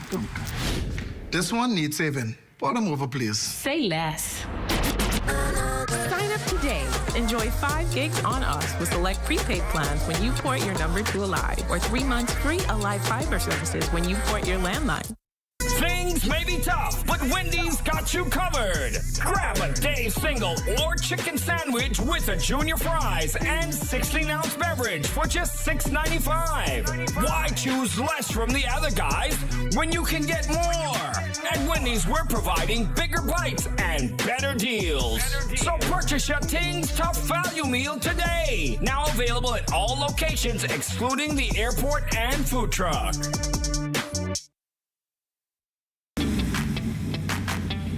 Introducing the Focal Smart Pass app that helps you to fuel up faster. Here's how it works. Download the app on the App Store or get it on Google Play and create your profile with payment details. Visit your nearest Shell station. Open the app, scan the pump's QR code, select your payment amount, and begin fueling. Say goodbye to cash and cards because the Focal Smart Pass offers secure and convenient payment options right at your fingertips.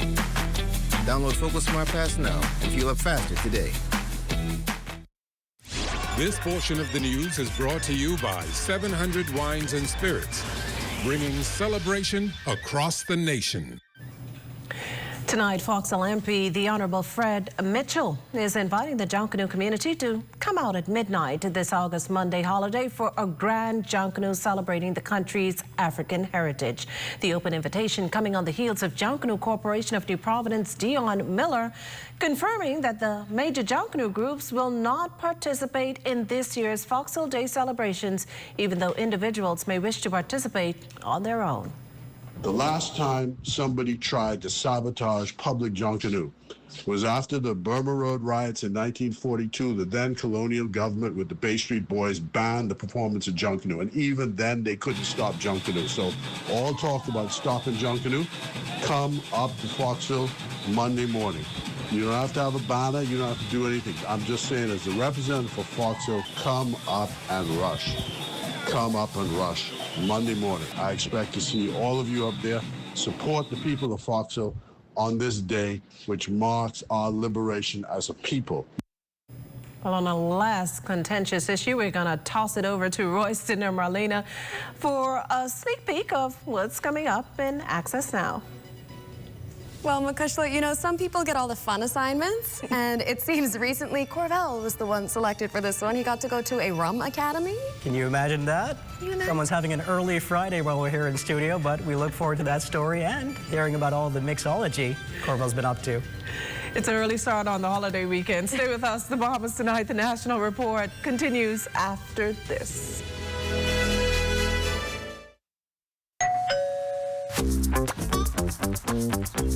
Like, what are you grabbing all these pizzas, boy? Hey, Marcos, boy. We have a special on all the large one-topping pizzas, boy. Pineapple. All. Barbecue. All. Hey, VAT included, boy. I need the $10 special plate. How many of them would you like? 20 in it. Thank you so much, man. $10, that's it. The Marcos got that deal, boy.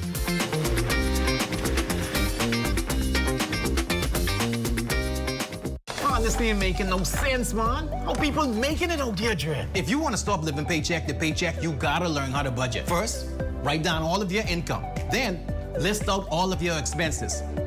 And don't forget to save. Stop throwing away money. Put something aside for savings. And get this, government savings bonds can safely grow your money. So start budgeting, save your coins, and invest smart. Financial independence, wait. Wait, financial independence, wait. Learn how to invest in government savings bonds on the Central Bank of the Bahamas website.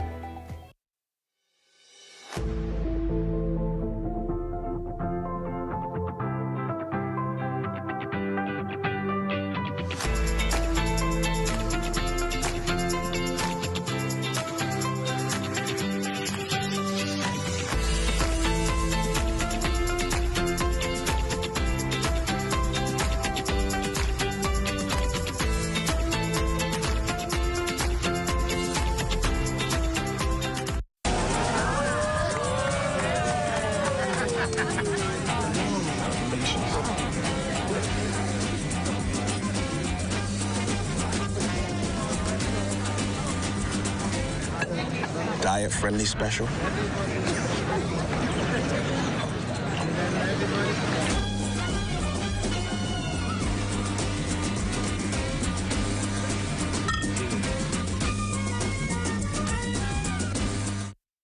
Only one item? Are you tired of limited choices? I'll have the one item on the menu, thank you. Wow! So many choices. Why settle for less when you deserve more? When it comes to the ways you pay, the more, the better. With a variety of payment options available, you can enjoy the freedom to choose what works best for you. Choose freedom. Choose flexibility. Choose from the full menu of payment options. The future of pay is digital.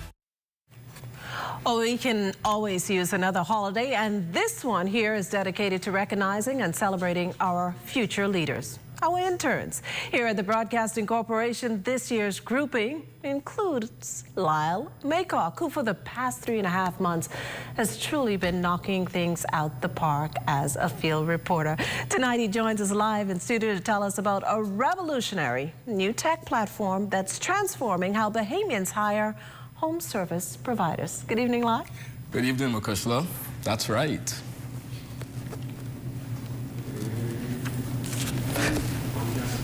Founded by Check C, Candace knows, Check C is the name of the new platform, which is a barter-based system, in partnership with the Lifestyle Digital Media Group and the Bahamas Chamber of Commerce and Employers Confederation. Knows alongside Ethan Kwan, CEO of Lifestyle Digital Media Group, and Dr. Leo Rose, CEO of BCCEC, came together for the grand announcement.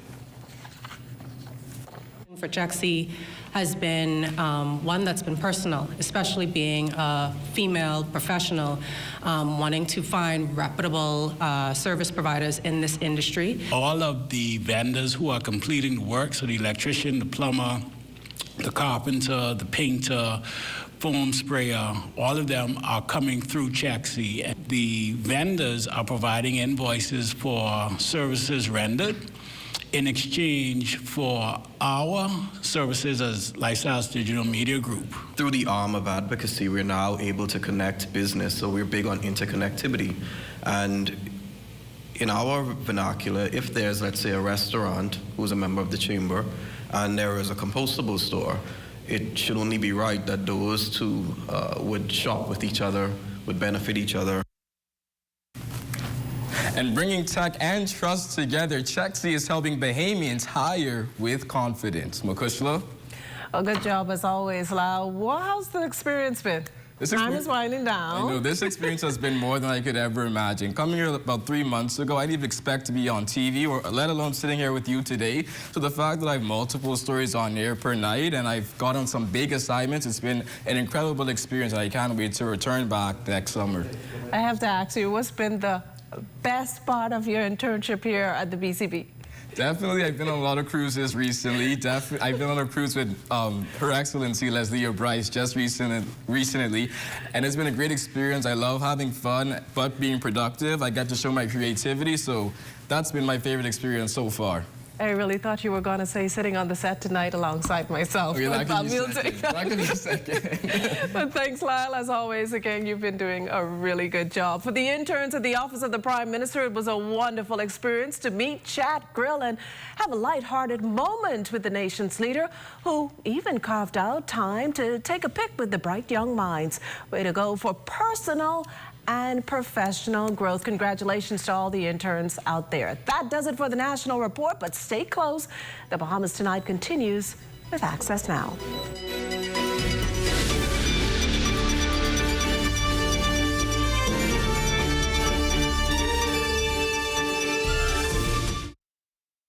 By the Fantastic Four. It's the Fantastic 4-in-1 pizza new from Little Caesars, with 4 different topping combinations together on one delicious pizza. We make a point to do family dinner no matter what. Get a Fantastic 4-in-1 pizza at a fantastic price, only at Little Caesars. And see Fantastic Four First Steps in theaters July 24th. For just $13, VAT inclusive, get it now at Little Caesars, Oaksfield, Carmichael Road, East Street South, Charles Saunders Highway, and Prince Charles in the One East Plaza. Pizza.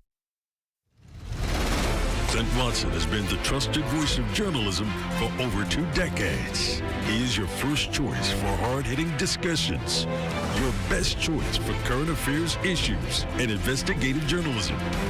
It's time to start the journey of relentless journalism. It's time to start the journey of facts over fiction. It's time for the Rundown with Clint Watson here on ZNS, where only the sun covers the Bahamas better. Summer camp season is winding down. Fort Charlotte is closing its camp doors today. Our Lyle Maycock was on the inside. And our Corval Pyfram was a willing student at a Rum Academy recently. He said it was hard work, but the exams were fluid. The tipsy details are ahead, so stay close. Plus, Applebee's has added something new to the menu, and we were there for the tastings. And coming up in sports, it's National Interns Day, so the Total Sports interns are taking over tonight's Sportcast.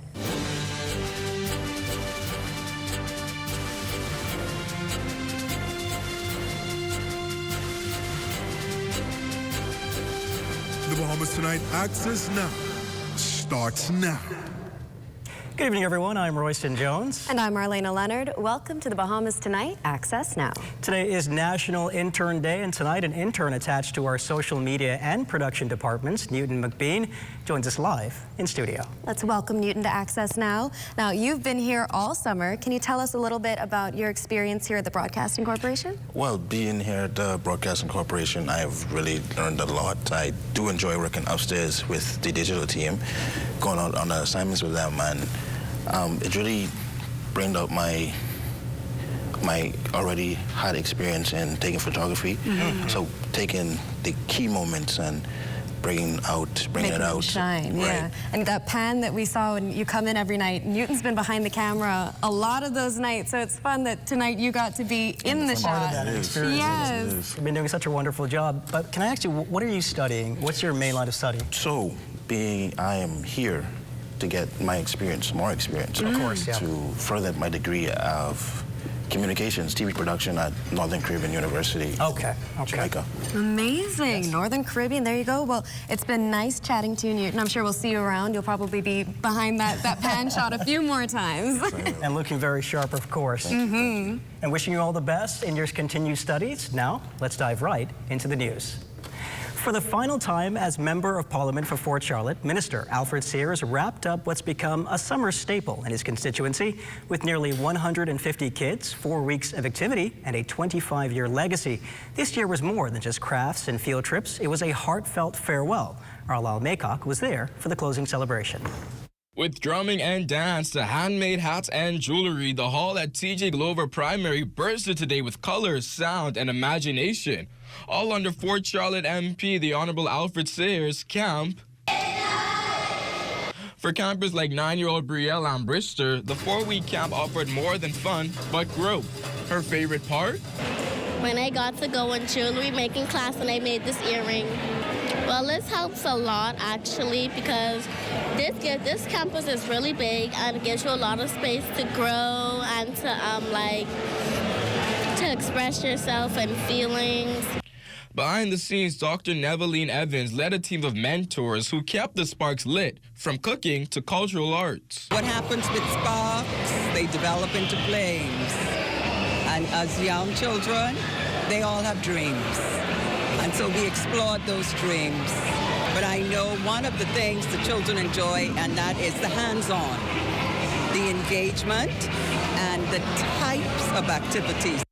For decades, the campus ran free for parents, thanks to Minister Sayers, who says it's always about equity and empowerment. This is really an opportunity to pass it forward, and the young people of our community are so brilliant. It's just the provision of opportunities for them to come together, collaborate, learn new skills, and be in a safe space. Well, especially during the summer.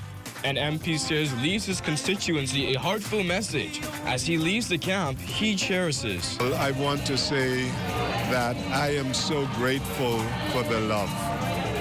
For 25 years, the residents of this community have welcomed me into their homes. And so there's been what I call a love affair with the people in Fort Charlotte. And that will inspire me and endure with me for the rest of my life. From crafts to community, Camp Ignite sent kids homes with full hearts and lifelong lessons and gave one statesman a fitting send-off. Reporting for the Bahamas Tonight, I'm Lyle Maycock. Thanks, Lyle. Well, speaking of summer experiences, we recently sent our Corval Pyfram on a very difficult assignment where, among other things, he got to learn and try different local rum blends, take in a scenic view, and finish it off with, well, what else? Some chocolate. It was hard work, but Corval has returned with this lesson for Access Now. Anyone familiar with the John Watling's Distillery knows how this place loves to shake it up. Do things in, well, their own kind of way. So here's something a little different, a school of sorts. It's called We Be Learning Rum Academy. That's right, it's a rum school. We Be Learning is basically an elevated tour or experience where you dive in deeper into the products. That's Pepin Argamasilla, managing partner at John Watling's, but for the purposes of our high-spirited story, we'll refer to him as Professor Pepin. He walks us through what this already jolly group of excited pupils are about to experience. I'm going to get people to make their own Cascarilla Sunrise that's made with John Watling's Pale and Amaro by Bahamas Botanicals, as well as a Skylarking cocktail that's made with John Watling's Amber and Ricardo Coconut Rum by Commonwealth Brewery.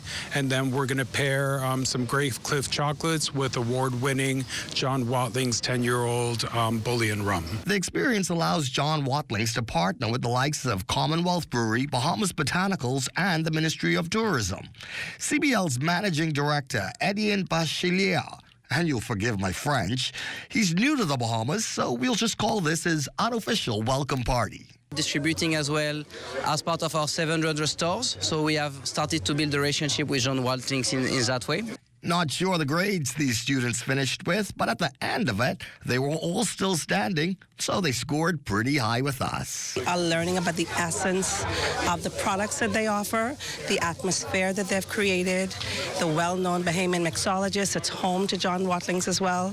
And again, for me, what's more important, it's another experience for my visitors to enjoy. We are creating an experience that's authentic, that's Bahamian. For the Bahamas Tonight, Access Now, and cheers. I'm Corval Pyfram. Cheers to you too. Thanks, Corval. Now, if you're looking for the perfect night out without breaking the bank, Alpabees has a sizzling summer deal that everyone's talking about. Our Diane Dorsett got her munch on and filed this report. It's called the 2 for $52 Surf and Turf combo, and it's made for sharing. 2 guests can enjoy a full course experience, juicy steak with shrimp prepared your way, breaded, grilled, or blackened, 2 sides, and a dessert to top it all off. Now you have an option of a brownie that serves with a scoop of ice cream, and everyone's favorite, which is the blondie. For me, the blondie is so perfect because it's served with a scoop of ice cream as well, cream cheese, and it's topped with pecans, and it goes on a sizzler. We all love a sizzler. Originally launched for independent celebrations, the combo has been such a hit that Applebee's is extending the offer through August.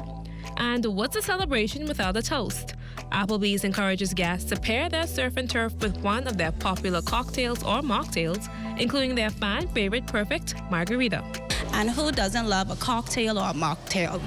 Now, our options here at Applebee's is so spectacular. You can get a Bahama Mama, you can get a Tito's Bay Breeze, and everyone's favorite, the Perfect Margarita. No matter who you are or why you're out, Bullet says at Applebee's, there's always a reason to celebrate. It also brings the local and visitors closer to a bohemian dining of that sort. So we want you to feel at home dining here at Applebee's because there's always a reason to celebrate here at Applebee's. The Surf and Turf is available until August 31st for dine-in or takeout. For the Bahamas Tonight, I'm Diane Dorset. What a delicious spread. Still to come, our Lloyd Allen is in Acklands for Regatta and Homecoming. He's up next after this break, and so is Basil Dean with the weather report. So stay close.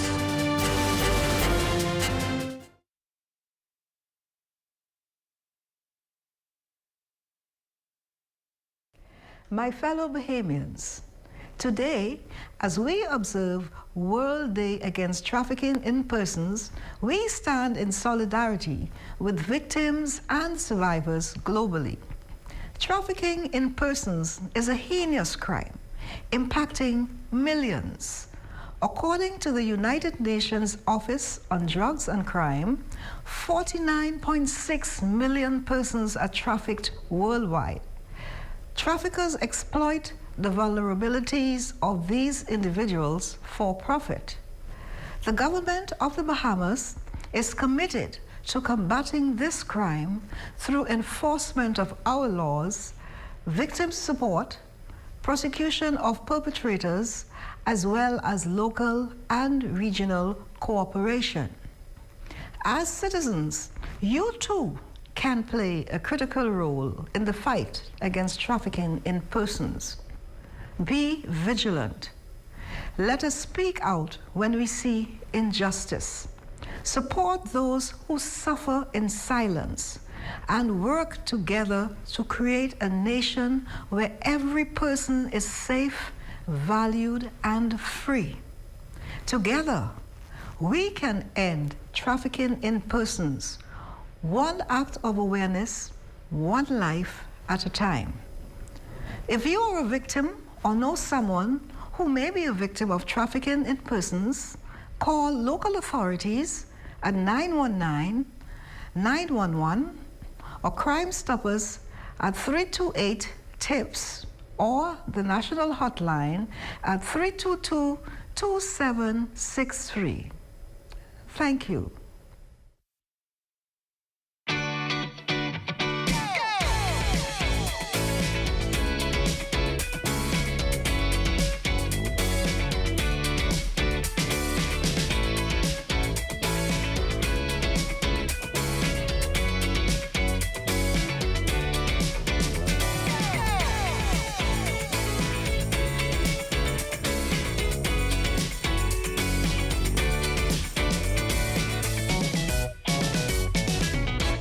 Welcome to the Intra-African Trade Fair 2025, the gateway to abundant opportunity, the platform for more, access to a continent with more makers and creators, more technology and manufacturing capabilities, more innovators and collaborators, more information and knowledge, a continent of opportunities for business in more markets and resources that accelerate progress and create space for more infrastructure, connectivity and networking. More creativity, production, and more deals for the people. Afrexim Bank, in collaboration with the African Union Commission and the AFCFTA Secretariat, brings you the 4th Intra-African Trade Fair, hosted by the People's Democratic Republic of Algeria. Over 2,000 exhibitors, 35,000 plus attendees, 140 plus countries, $44 billion in trade and investment opportunities. Register now and enter the gateway to new opportunities.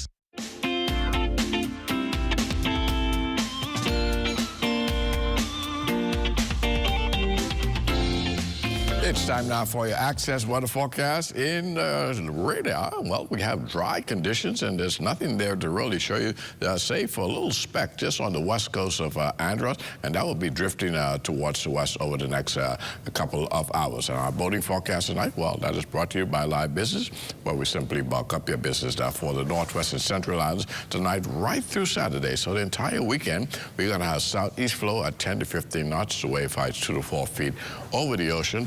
Low tide will occur at 7:29 tonight. You'll have another low tide at 7:54 tomorrow morning. And for the southeast bombers through the weekend, southeasterly winds, the wind's going to be a little stronger in the southeast, 12 to 18 knots. Wave heights 3 to 6 feet, so small craft should continue to exercise caution in the southeast bombers over the weekend.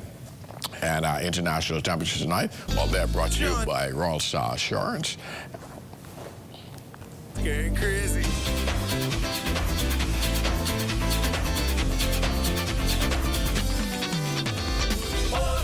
Keep up about 1,000 inside a bra. She want a young man come and rev that engine like car. I think she graduate with my mom, but when she calling, no slapping up, I tell her I coming now. She's keep up about 1,000 inside a bra. And that's going to do it for your international temperatures, brought to you by Royal Star Assurance. But join me at 11 o'clock for a full weather update. Marlena? Thanks, Basil. Well, it's a busy weekend on Acklands as residents and descendants gather for the 45th annual Acklands Regatta and Homecoming festivities. Our Lloyd Allen is there. Well, it's the start of the 45th Acklands Homecoming and Regatta. I'm here at the King Eric Regatta Park. I'm standing with the president of the Trade and Development Association, President Ferron Moss. Over the course of the next few days, a beehive of activity right here. Exactly, right here at the King Eric Park in Acklands. So today, which is Thursday, we have presently going on at this hour. We have the Tourism Development Corporation conducting a small and medium-sized enterprise workshop. So we're working with the youth to assist them with their businesses. And tomorrow we go into the youth sailing program. We're going to teach the youth about sailing. As you know, sloop sailing is now the #1 sport in the Bahamas. So we're going to work with the youth, teaching the parts of the boat how to sail. And then on Saturday, we take the youths into the water and we have some exhibition racing. We're going to use some E-class boats for this initiative. And of course, in the night, we're going to have festivities. We have Melody, we have El Poli, we have Shawnee's, and it's going to be hosted by world-renowned Gandhi. We have her on the ground right here in Acklands, and the food.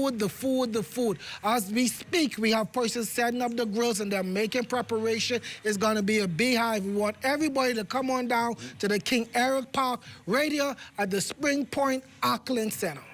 And finally, of course, I know a big part of events like this is all about the commerce. You had about 2 flights that came in on Wednesday. That's some good news for those persons operating businesses here as well. Yeah, that's awesome. We have another flight will be landing on Friday. So the whole idea is to bring commerce and to help with the economic development of the island. The Airbnbs are booked. The rental cars are booked. You know, we're purchasing out of the convenience stores. The fishermen, the vendors, they're feeling the impact of this regatta and festival. We want to just say a thank you to the various sponsors who have helped us and the Bahamas government for making this possible. Well, of course, the only thing missing is you. So, of course, if you can make your way down, that's going to add some icing on the cake for this 45th Acklands Regatta and Homecoming. Reporting here from Acklands for the Bahamas Tonight, Access Now, I'm Lloyd Allen. Great job in Acklands, Lloyd. Let's check in now with the interns of Total Sports to see what's on tap. B3's Nationals coming up this weekend. More details coming in sports.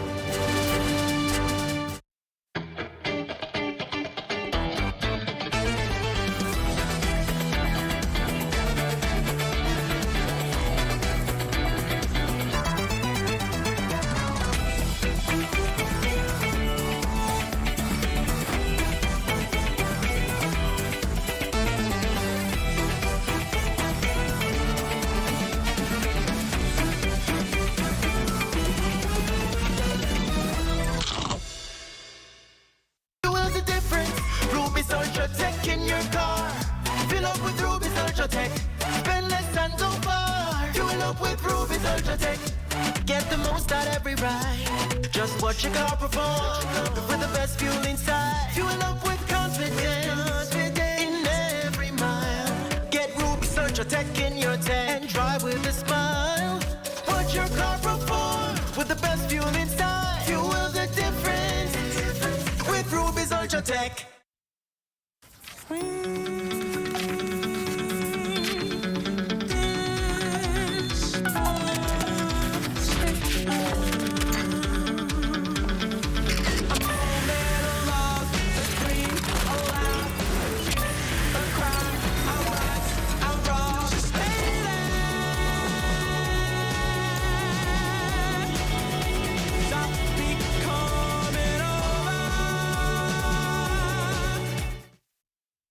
Hot days, warm nights, but cool savings at Super Value and Quality Supermarkets.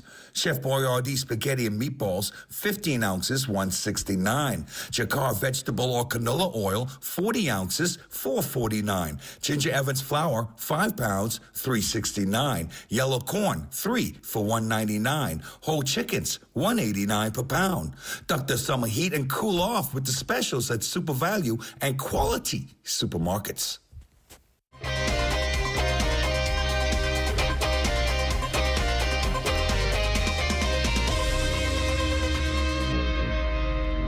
Welcome to your Thursday Sports, everyone. I'm Zaria Stapleton. Well, today is the last Thursday in July, which is universally recognized as National Intern Day, so don't adjust your TV sets. The ZNS Total Sports interns are taking over this evening's sportscast. Topping sports, in less than 72 hours, some of the country's top senior track and field athletes are set to compete at the B3A's Nationals this weekend at the old Thomas A. Robinson Stadium. A later start than usual. The meet kicking off on Friday under the theme, It's Showtime. B3A officials confirming that over 100 athletes have registered, including Olympic 400-meter champion Shawnee Miller-Weibo and Stephen Gardner. This as the Bahamas tries to bolster its roster for the upcoming World Athletics Championships, slated for next month in Tokyo, Japan. Now among the athletes set to compete this weekend will be the Charlton sisters, Devin and Anthea, along with triple jumper Kiwan Culmer. Yeah, it feels amazing because it's not too often I get to come home and compete in front of a home crowd, and so every time I get the opportunity, I take it seriously. I want to come out and compete to the best of my abilities and just make sure I leave the Bahamians with a good show.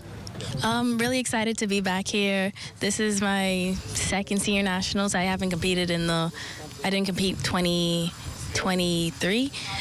Really excited to be here, really excited for good competition, really excited to run and jump. I love running and jumping. 17 meters, that is a long time goal for me, and it does mean everything, you know. And it would be, I would literally drop down on Taz and cry if I could do it on this song right here. And that's been a look at your sports on this Thursday. Until tomorrow, I'm Zaria Stapleton, signing out.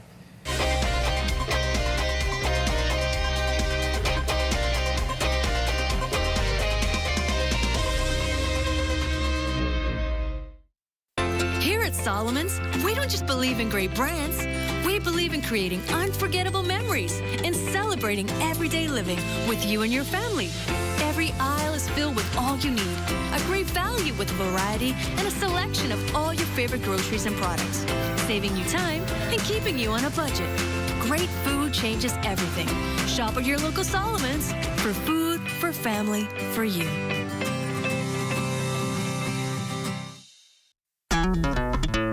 Throughout our lifetime, we must all make decisions. No matter how we choose, the right one just needs to be made. Like having J.S. Johnson Insurance Agents and Brokers as your insurance partner. We've been serving the Bahamas for over 100 years. Whether you need home, motor, marine, or commercial insurance, make the right decision. Call 397-2100 or visit jsjohnson.com. JS Johnson Insurance, peace of mind. Come and visit us at Shop Smart, 'cause everything is here. Yes, we have it all for you. Toys, clothing, office supplies, appliances, custom cut blinds, bedding, drapes, and rugs. Come and visit us on Mackey Street, 2 blocks down from Wolf Road. Call us at 698-1052. Oh, everything is easy.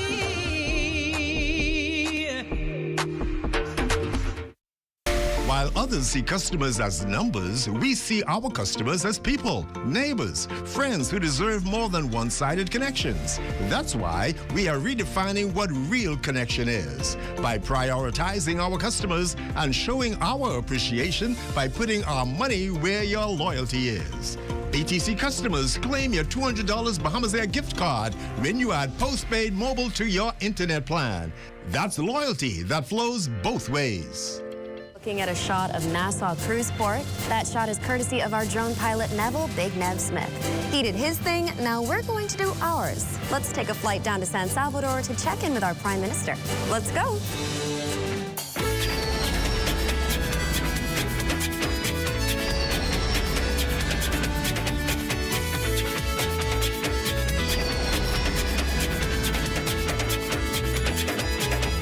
A major transformation is on the way for the island of San Salvador, which will usher it into modernization.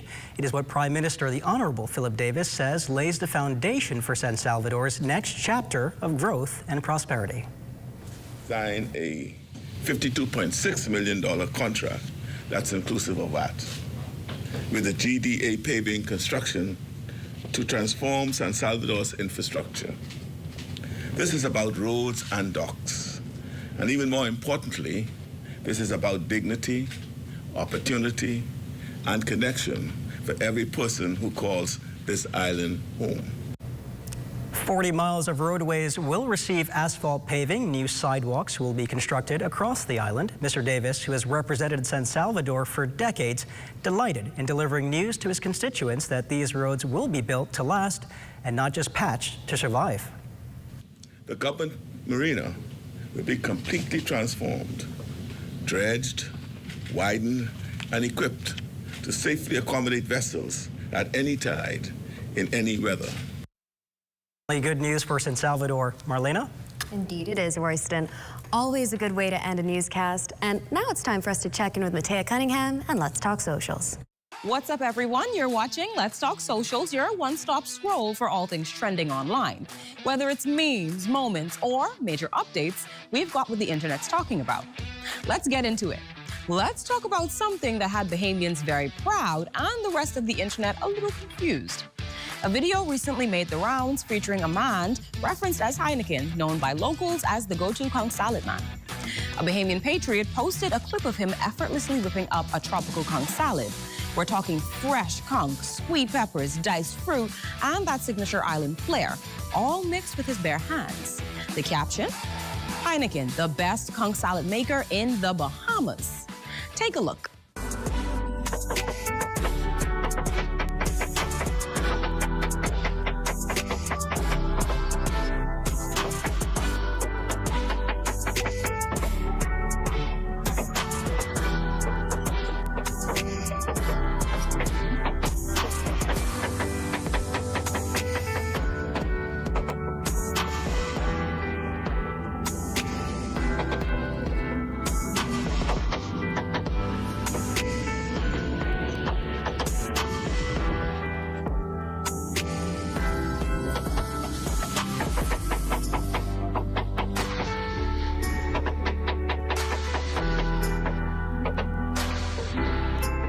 But then came a few non-Bahamians who said, wait, is he wearing gloves? Where are the utensils?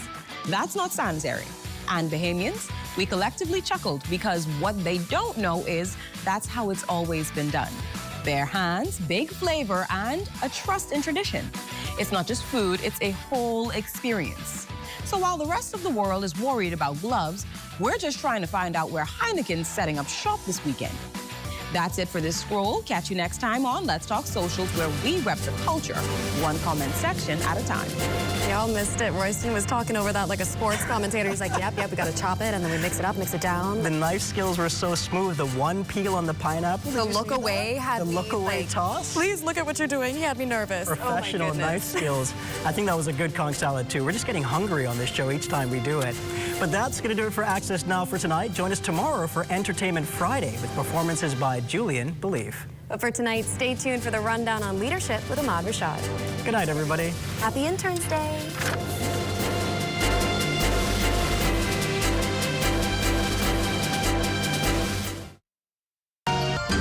What you see on this television station is governed by IRCA's Code of Practice for Content Regulation. The Code of Practice covers matters relating to program content that are of concern to the community, such as local content, news, current affairs, and programs for children, advertising, including political advertisements, and the responsibilities associated with broadcasting in the Bahamas. The code also covers aspects such as access services for the hearing and visually impaired, and the procedure for lodging a complaint about anything broadcasted by this television station. The code is available on IRCA's website at www.ircabahamas.bs. To receive a copy of the code by mail or in person, you may telephone IRCA at 242-393-0234. Family Island dialing is toll-free at 242-300-8722. Or you may send a request by email to info@ircabahamas.bs.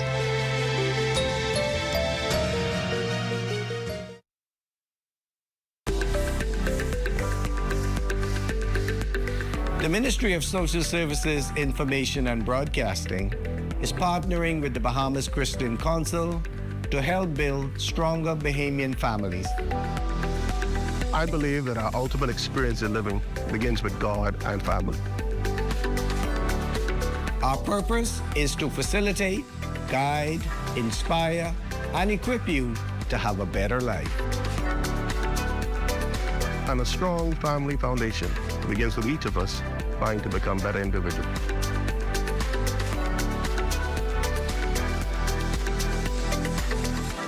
Let's unite for a stronger Bahamas. This message is brought to you by the Ministry of Social Services, Information and Broadcasting, the heartbeat of the nation, leading Bahamians from dependency to self-sufficiency to economic empowerment. I have been coming to this island since I was 12 years old. It didn't take me long to realize the rich history it has here. When I bought this island in 2018, I fulfilled a lifelong dream. The goal is not only to preserve the memories I made over those years, but to make new ones and to give others the opportunity to do the same. As we go through this process, it has become clear to me, we aren't just rebuilding an island, we're reviving a legend.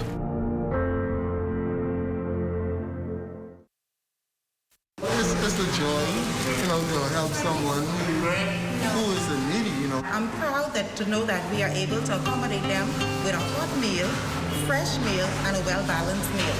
A lot of our clients, as you know, it's in the inner city and persons who really include them so much at a loss. And for whatever reason, 2 months, 3 months, they really don't have anything. You have to have some kind of kindness to do this.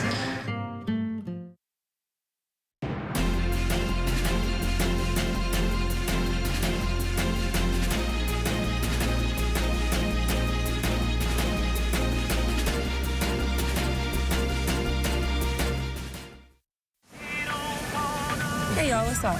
Hey, what's that? What y'all getting? Listen, I've been waiting to march down some lobster, yeah? Hi, I'm Matthew. I will be you guys waiter today. Can I take your order? Oh, I've been chewing for some grouper dread.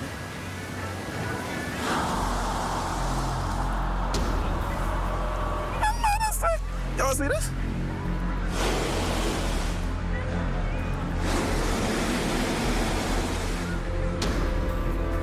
See, this ain't gonna work.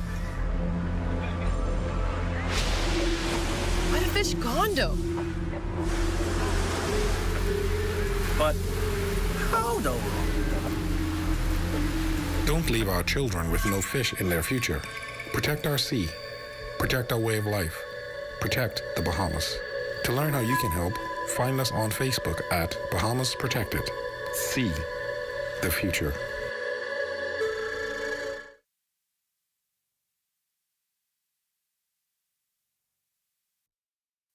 At Harold One, I'm Ted Jervis, and this is ZNS.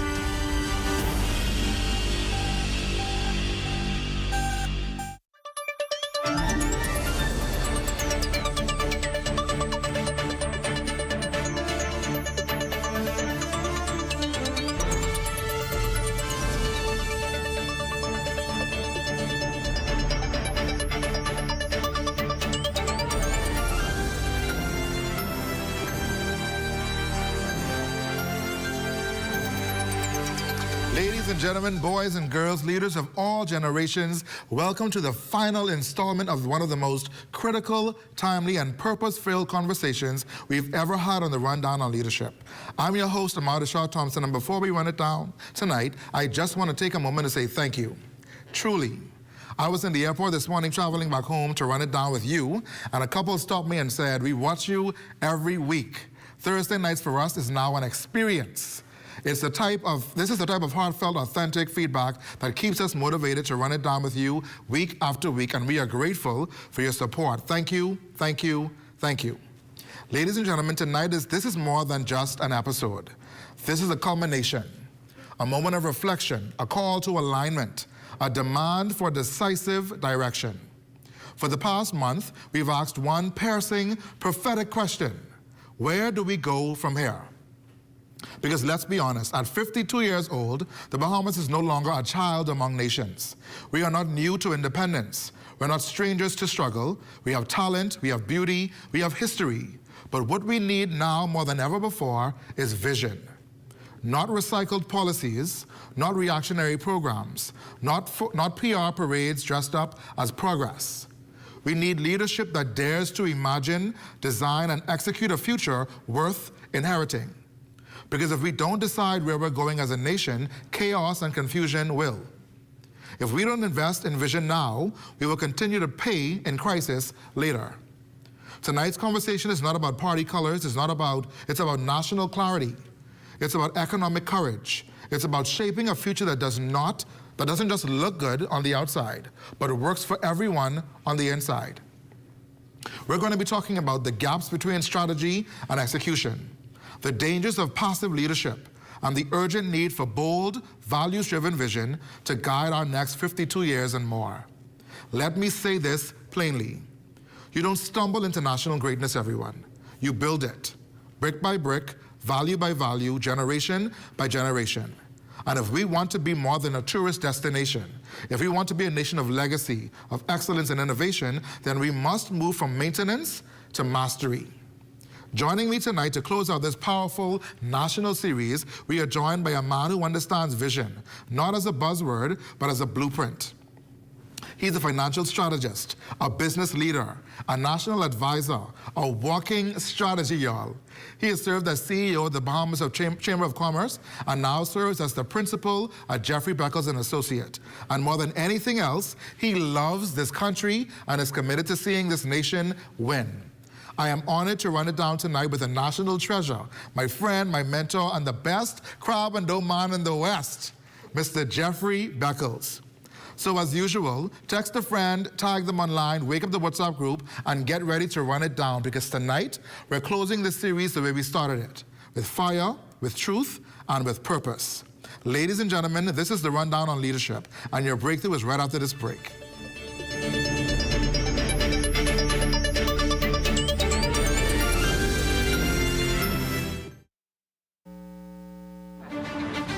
I am a master plumber by profession. I've been doing plumbing for over 40 odd years. When I was 9 months old, I was diagnosed with polio. To me, living with polio, I took it the way it is. I never allowed my polio to get in my way of anything. In fact, I love when people doubt me, and I just prove them wrong. And let me tell you, in the world, you could only find a plumber as good as me, but you ain't gonna find no plumber better than me. People with disability, they just need a chance. In this program, I feel so encouraged. Most of the mentors have different kind of disability, but disabilities like me. Sharing and caring and showing so much support with people with disability. They would encourage you to go beyond. I wish this was around a long time ago. Right now, I would have been a millionaire. You out there who have a disability, don't be afraid. Take the step. If you believe it, you could achieve it. And remember one thing, ain't no one better than me, and ain't no one better than y'all. God made all us equal. For more information about how the SBDC can help your small business to make a big impact, give us a call at 461-7232 or visit sbdcbahamas.com. Let's swim Bahamas, bring water hazards to an end. Let's swim Bahamas. Water safety rule number 1. Never swim alone. Go with a friend. Let's swim Bahamas, bring water hazards to an end. Water hazards to an end. Planning the execution of a newscast is serious business. From the assignment to the concept of the story, everything has to be precise, on point, always. The Bahamas Tonight, the national report, is your trusted news service. We get it right the first time. Our preparation for you each night is done with care, knowing that our voices will reach you on 700 islands and keys with unquestionable accuracy. It gives me great pleasure each night to say, welcome to the Bahamas Tonight, the national report. I'm your national anchor, Mukesh Lopinder.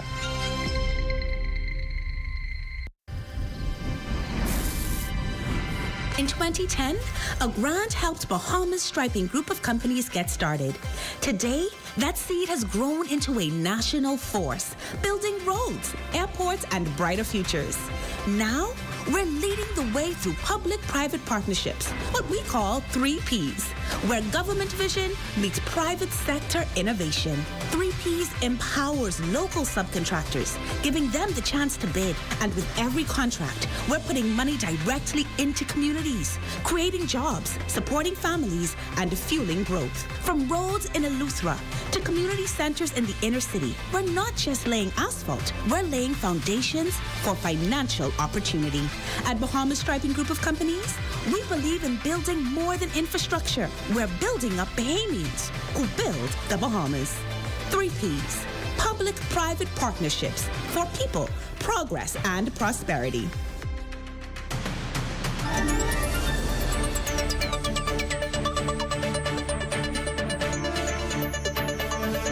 Welcome back, everyone, and welcome to the show, Mr. Jeffrey Beckles. It's an honor to have you join me this evening, sir, as I'm certain that our audience is going to leave here now tonight truly, truly filled, because we're going to have a conversation tonight about understanding where do we go from here, Mr. B, right? We are now 52 years old as a country. We have seen good days, we've seen bad days, we've accomplished a great deal, but there's still so much more to do. As someone who's led in both private and public sector, and digital innovation, what would you say are the non-negotiables, Mr. B, for national development in the next decade? Well, thank you, Ahmad. It's good to be with you, and good to see you back on your feet. Yes, sir. I think in your opening salvo, you mentioned the word 52. Mm-hmm. We're 52 years old. Yes, sir.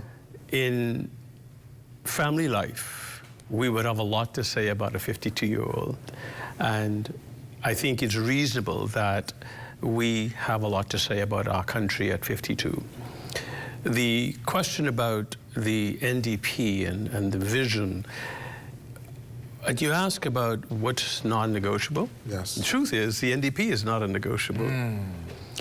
The country is in dire need of a development plan and a national development plan. When we begin to ask the question about where are we going from here, we've had 52 years to get to this point. And to be in the position where we're not really sure, yeah, it's a hard conversation to have, but a necessary conversation. Mm-hmm. And so I believe that one of the best things that we can do for our country is to invest in the development, funding, and execution of a development plan. We look at other countries around the world and we talk about them almost ad nauseum. The UAE and how they stayed focused on their 40-year plan. Singapore, its rise from the ashes. Norway, Denmark, Finland. They didn't just get there with a wish. They realized that in order for their country to benefit, in order for it to be an inclusive prosperity and success, it had to invest in a plan that said we want to take our country from here to a vision that says we will be there. And they invested in that, not politically, by itself, but it was a national focus. And I think for us, it's high time that we take a look at the Bahamas and ask ourselves, not only where are we going, but how are we going to get there? And that's what a national development plan does for us. Less political, more national. When we think of the opening line of our national anthem, yes, lift up your heads to the rising sun. Yes. Well, I think it's 52 years later, we need every Bahamian to be able to say, I have a good idea of where my country is going. And I believe that the best place to start that narrative is in the development, funding, and execution of our national plan. That national plan, Mr. B, should that be something that is apolitical? What makes it national? What would define it as a national development plan? That is exactly what will. The nationalization of it means that it's not subject to your whim or someone else's whim who may come after you as a political leader, but it's a national focus. Why it's called national? Because we're not going to get there in 2 or 3 years or 5 years in our voting cycle. It's going to be a vision that's cast that's going to take us 20, 25, 30, 40 years down the road. We talk about adding value when we talk about our children, we talk about our grandchildren. Well, what better way to give them the confidence that they want to be here and they have a country to look forward to being in and a part of than being able to have them know that there is a national development strategy to improve the country, to grow it economically, have a sustainable country where there is participation and an appetite to participate, where we bring our best minds to the table, where they don't have to be in other places around the world doing amazing things and we're home talking about them, but they can actually be doing that at home. You've witnessed the inner workings of business, government, and policy. Where do you think the disconnect often lies between vision and implementation in this nation? The absence of vision will create its own disconnect. And for years we have been toying with the idea, using the exciting phrases, getting people all hyped up over it, only to find that we're nowhere closer to identifying a vision. And I believe that that creates the gap. Because if there's an expectation that there is a vision, people have this view that something's coming. And if nothing comes, then frustration builds. And I think we've seen our fair share of frustration over the years. 52 years, we have seen it, we have felt it, we have lived it, we have tasted it. So by itself, the fact that we still seem not to be sure, we know where we want to go tomorrow, but we're not sure where we want to be 10, 15, 20, 30 years from now. That in itself creates a huge disconnect, one that I still believe that we have an incredible opportunity to address, to fix it, to right the government's direction. When I say government, the system of governance in the Bahamas, such that it is clear, it is concise, it is consistent in our pursuits. That vision then should not be watered down to this election cycle's slogan for each party. It can't. It can't be. Because remember now, the idea of campaigning is to win the short course. And campaigning, as we know it in democracies today, are all about the short win. We need to really think outside of that. And let me share this idea with you. A few months ago, when eggs were selling for $12 and $18, and in some of our family islands up to $24 a dozen. When we went in the store clerk didn't ask us our political affiliation. Yes, sir. That's correct. We put the eggs on the counter and they said $24. That's right. You pay it or you don't. That's right. That's it.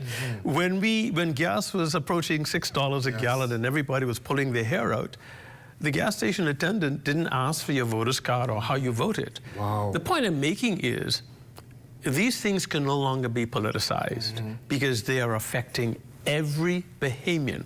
So when we talk about national development, we have to talk about it in a national context, not a political context where, you know, party A comes in and they could jimmy with it, party B comes in, they could change the whole plan, party C comes and throws it all out.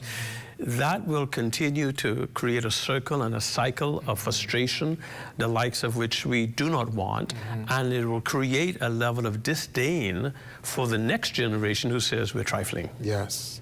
I have a question for you, Mr. B. What do you think? There are leadership gaps in our country, in our nation, right? There are opportunities where what we say does not match what we do.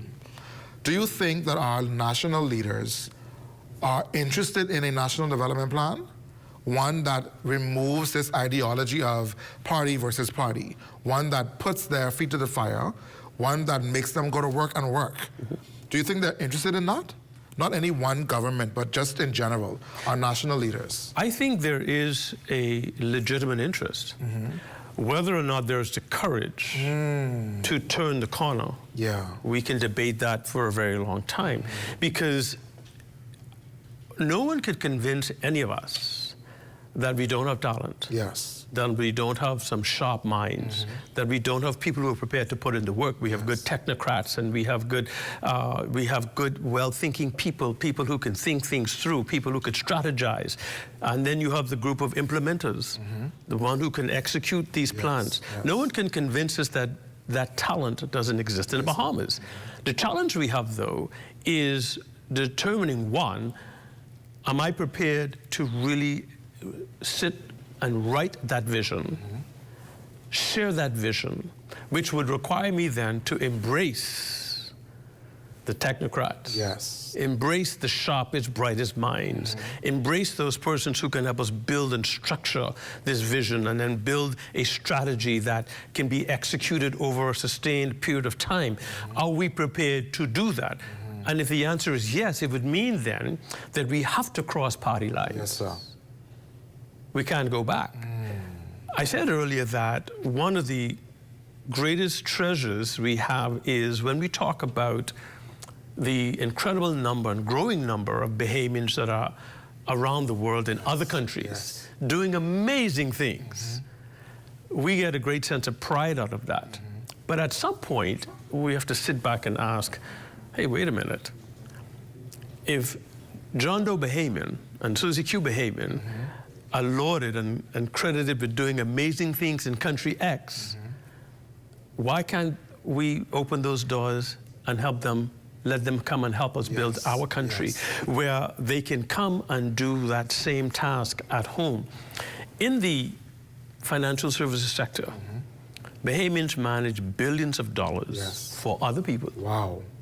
And do it well.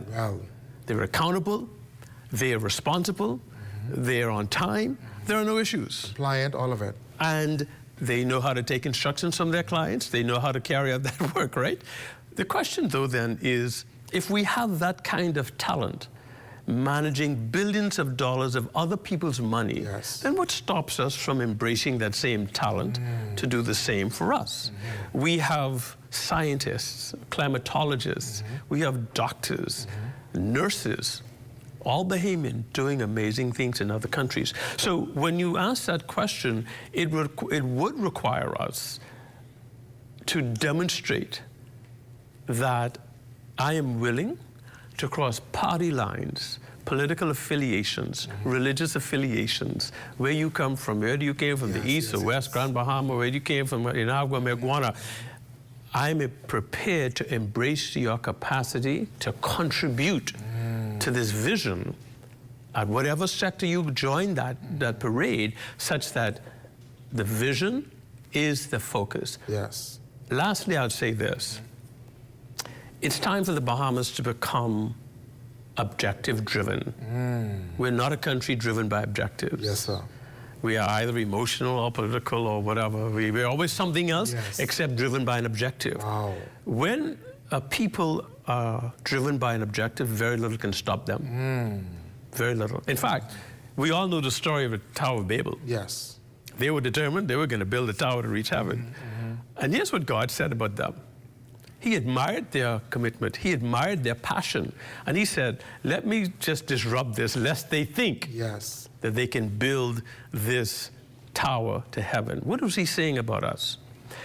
When we are committed to a task, we can get it done. The question, though, is, do we have the courage to do that? where there is an inclusive, sustainable effort so that the country could mark where it started and determine its direction and progress towards its ultimate objective. Indeed. Can we find ourselves being an objective-driven people? Can we find ourselves being an objective-driven people? It means that we would have to remove ourselves from what we are comfortable doing, from what we've come to know for generations and generations, from doing what your grandmother did because she did it, and living in your own thoughts. Allowing yourself to think clearly, think objectively, and work toward a common, loftier goal.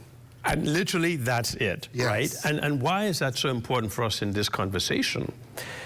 My children want to look forward to a better Bahamas. My grandchildren, we have 2 of them now, want to look forward to a better Bahamas. I want to be able to say to my children, raise your children here. I share this story often. Before you go, Mr. B, you got to take a quick break. Sure, we are obviously just getting started. When we come back, we're going to dive deeper into this conversation. We're going to explore digital transformation, national economics, and so much more. Stay close, everyone. Your breakthrough continues after this break.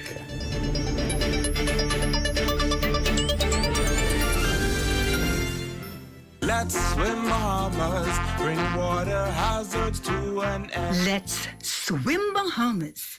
Water safety rule number 2. Never wave and shout and pretend you are in trouble when you are not. Let's swim Bahamas, bring water hazards to an end.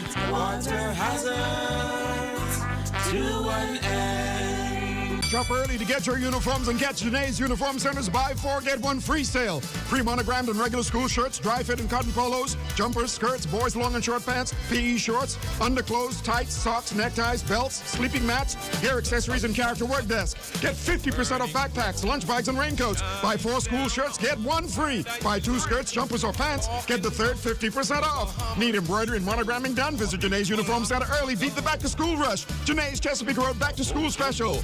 Restrictions apply.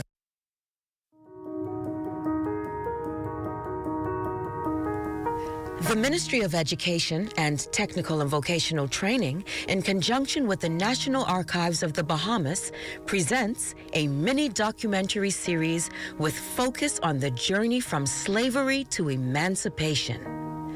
Tune in to ZNS TV 13 for the premiere on August 4th at 7:30 p.m.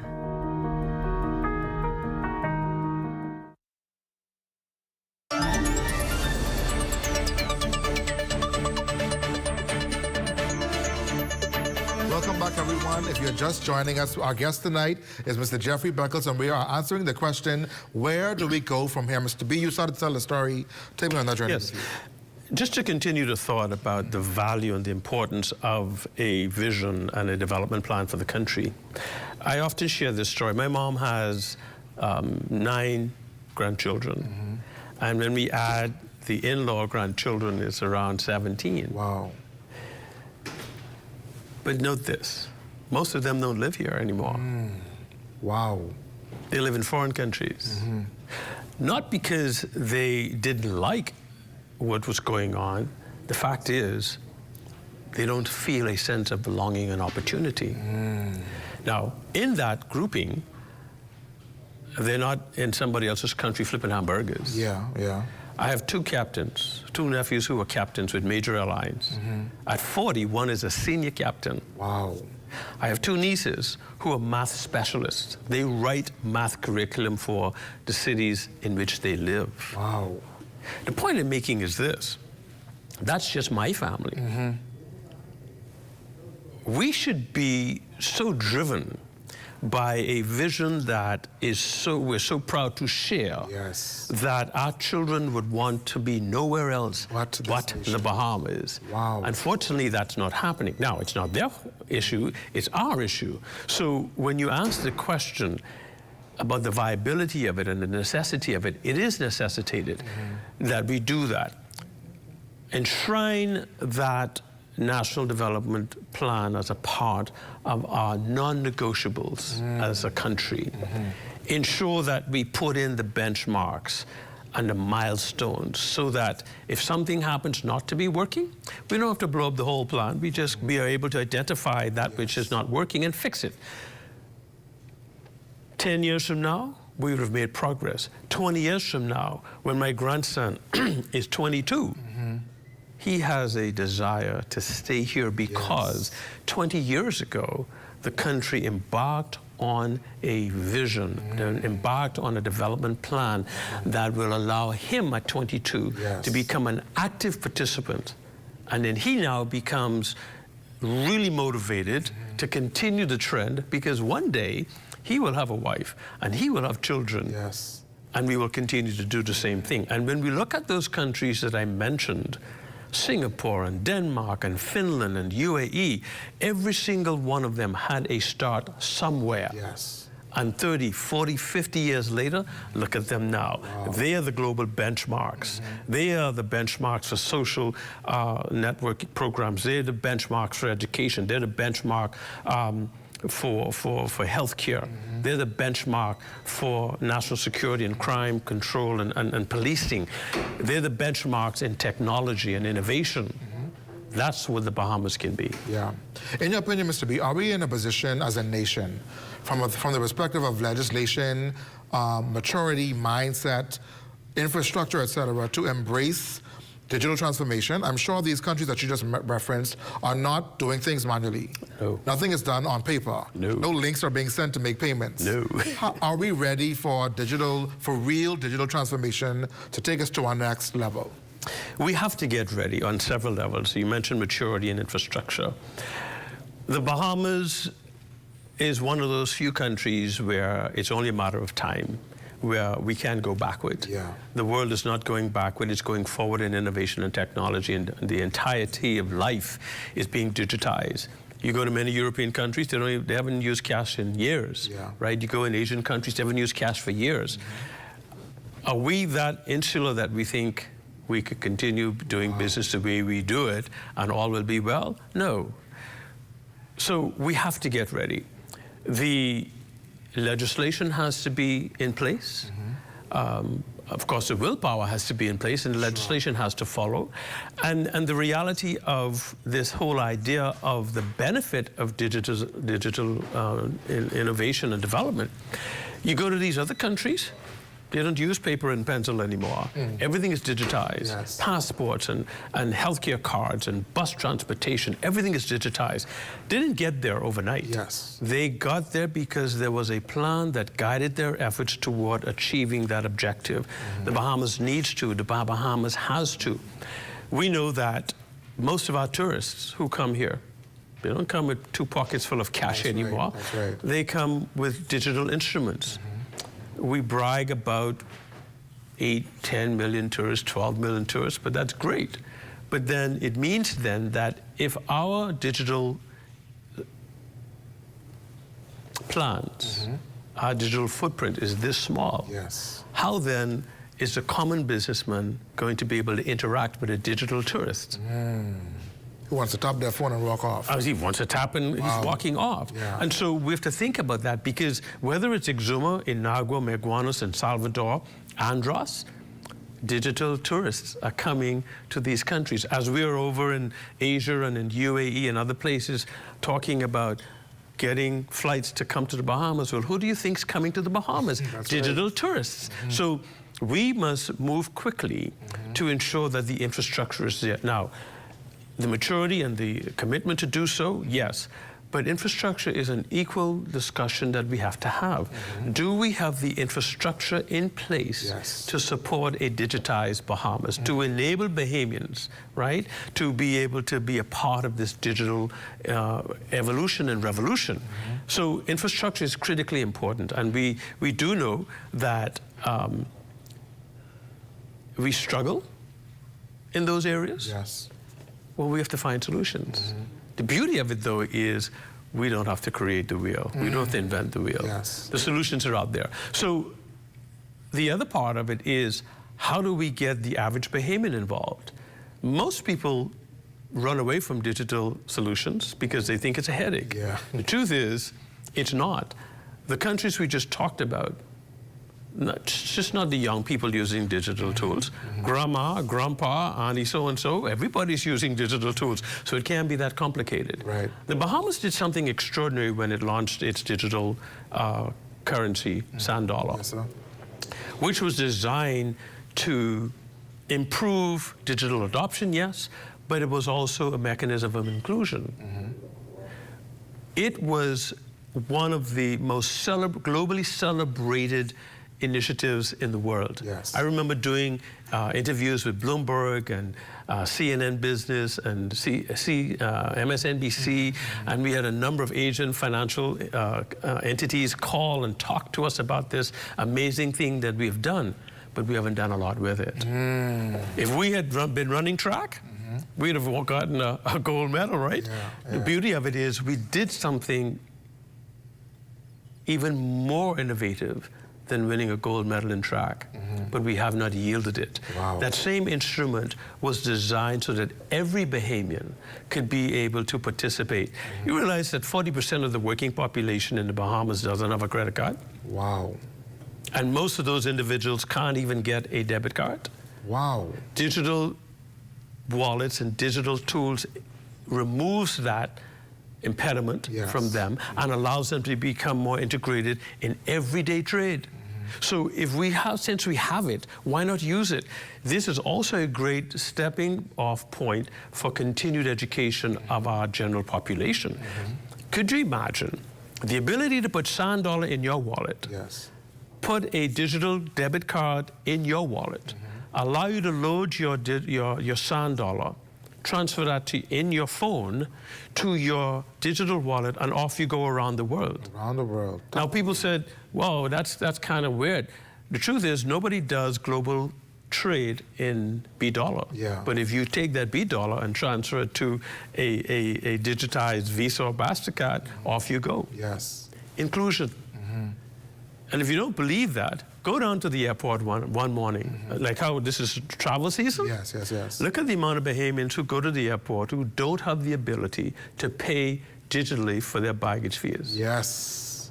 And you'll be shocked to see John Doe Bahamian stuck at the airport because they only have two options. Either tell the guy in line, I'll pay you extra $10 to swipe my, and they do that. Wow. This is real. So this is an incredible opportunity that the Bahamas has that we need to really be serious about taking full advantage of.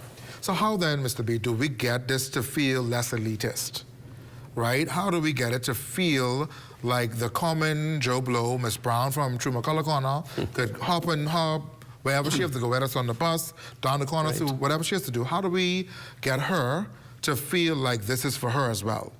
Education. And users of these instruments must begin to celebrate its effectiveness and the ease of which it can be done. It's not complicated. Lastly, our leaders across the spectrum of leadership must embrace this as a liberating tool for the average Bahamian. We live in a country where, in a culture, unless the politicians say so, ain't nothing gonna happen. So at the policy level, I wish that our policy level purveyors and conveyors would realize that this is a tremendous opportunity and get behind it. Here's the reason. The Bahamas will reach a point where it is not as digitized as it needs to be, and things will start to slow. Regionally, digital adoption is around 27, 28% in the region. That's low. In the Bahamas, it's around 24%. So you see, we do have a lot of ground to make up. So I think it's a collective effort again. It's a national priority, yes. One that requires all stakeholders at every level to get involved and make this thing work for the Bahamas, because it can. I am being led to ask a question, Mr. B. And I'm not sure why I'm being directed in this train of thought, but I'm wondering, do you believe that our leaders, not whether they're existing leaders or aspiring leaders, really want an aware populace?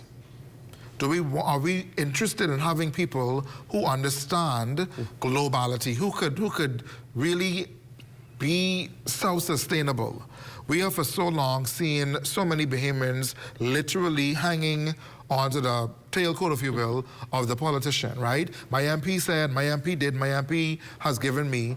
Are our leaders interested in seeing a people less dependent on a system, more prepared to create systems? Do you think we're there yet? We're not quite there yet. We still have a vastly dependent population that relies heavily on elected officials.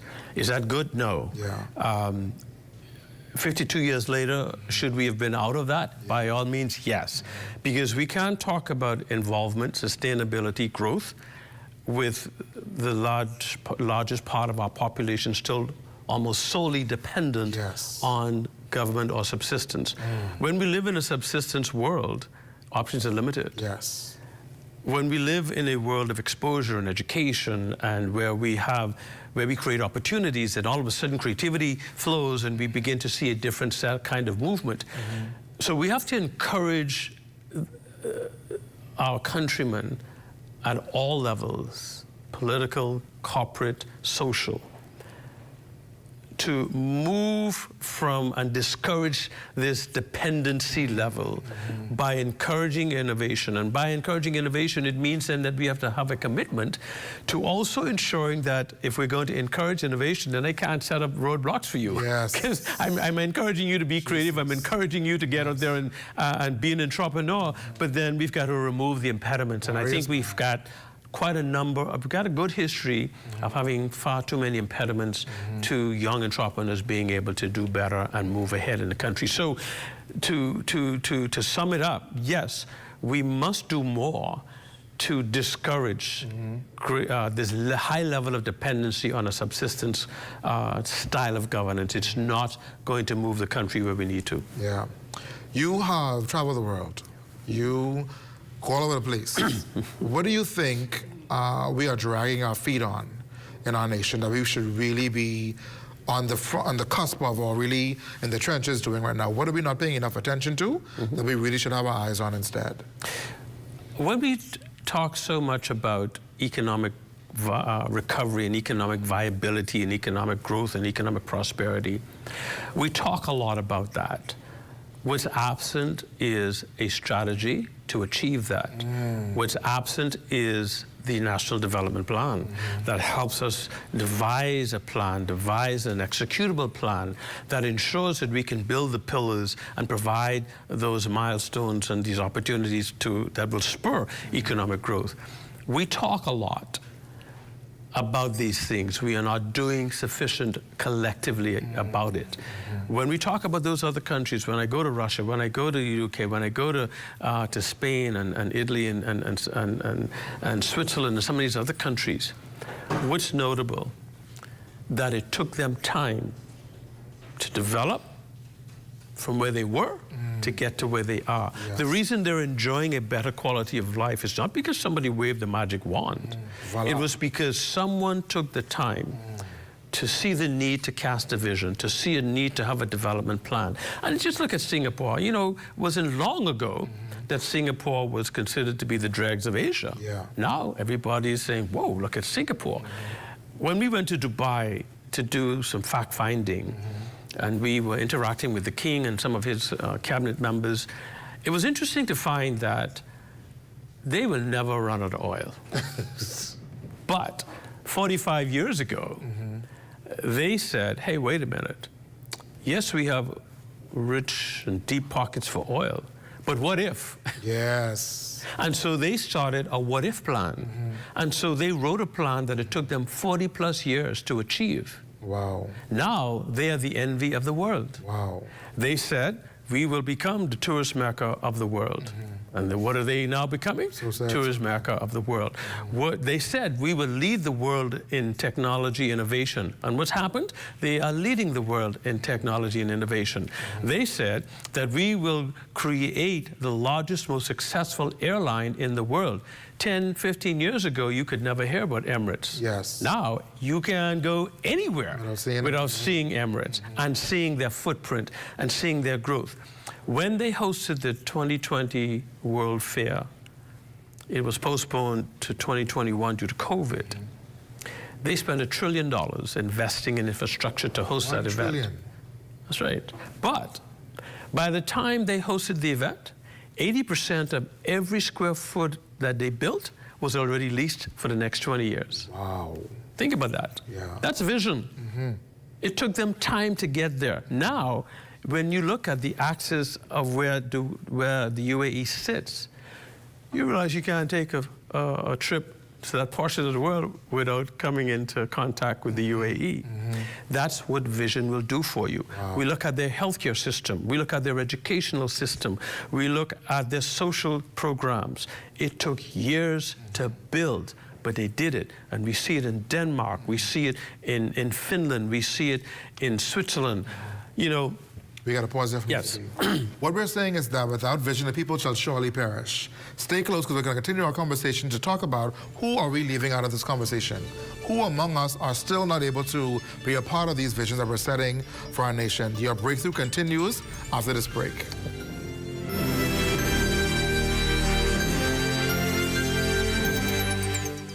Let's swim Bahamas, bring water hazards to an end. Let's swim Bahamas. Water safety rule number 3.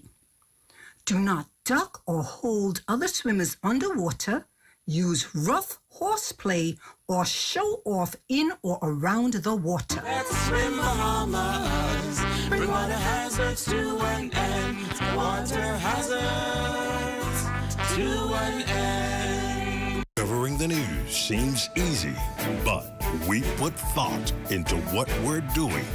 The Bahamas Tonight Access Now, here to inform, educate, and entertain. A new type of newscast featuring social media trends, news from around the islands, interviews with the people you like in our communities, sports, weather, and fabulous entertainment. That's a Bahamas Tonight Access Now with Marlena Leonard and LaDon Davis. 7:30, Monday to Friday. Only the sun covers the Bahamas better.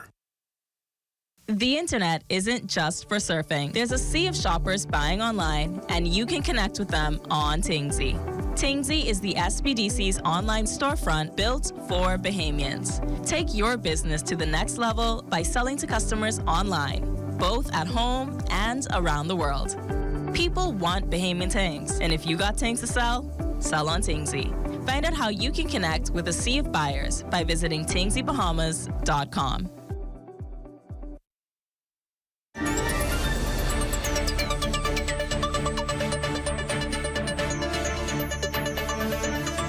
Welcome back, everyone. If you're just joining us, where have you been?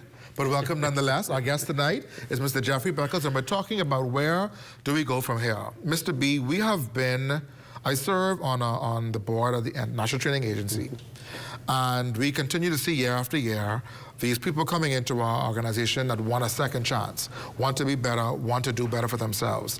They are the marginalized. They are in this 54% that will never, by statistics, be able to live a life that you and I are dreaming about and are working toward. What do our leaders, what does our nation need to do to prepare this group to, first of all, eradicate the statistics around the group? How do we prepare our children to be a part of that vision that you're talking about? In 20 years, when your grandson can look and hope to see a future for his family, how do we get them to be a part of that vision as well? What are we not paying attention to? I don't believe that we're listening carefully to them, right? We have this strange way of viewing individuals where if they can't perform academically, we kind of brush them to the side as if they have nothing to contribute. Wow. They do have a lot to contribute. I believe that we need to start listening. Listening because we would hear what we've not been listening for, and that will help us to shape the response. Generally speaking, we say they're the marginalized. So we have to do what? The first thing we do is we prepare to feed them. We prepare to clothe them. We prepare to give them. But is that really the solution? In listening to them, we will find a way to include them. Because not everybody's going to be academic. Yes. Not everybody is going to be the waymaker and do all this other stuff and do all, turn catguts in the street. Yes. But does that mean that they can't contribute? I think we have to listen to them. We have to find ways to include them because at the end of the day, that's still a mind. Yes. That's still a healthy mind. It's not a wasted mind. It means then that we have to recalibrate. If it means us taking a separate look, a different look at the way we educate, yes, we have to do that. Yes. Because people with learning disabilities can learn, but these young men and women don't have learning disabilities. Right. So if people with learning disabilities can learn, why can't we figure out how to find ways to include these young people? And so I think we have to learn to listen. We have to be prepared to make an adjustment, and we have to really decide that a one-size-fits-all educational program is not going to work in a young country like ours. When you talk about these kids, the number is high. Yes. 20 years from now, believe it or not, they can be not only higher, they can be the ones taking care of us. Literally. So we realize then, whoa, look, that's a real deal. So I think, yes, listening, being prepared to adjust the way we interact with them, the way we educate them, and find ways to put them to work. Our National Development Plan will include individuals like this so that we're not talking about 54% of marginalized individuals, but maybe be talking about 5% or 10%. But we certainly can't survive at that rate of 54%. What do you think is missing from leadership in our country today? Vision, yes. Courage, and the long-term capacity to see down the road. We have been, unfortunately, caught in a very short-term cycle. And so we only see in terms of 5 years. Yes. We have to get out of that.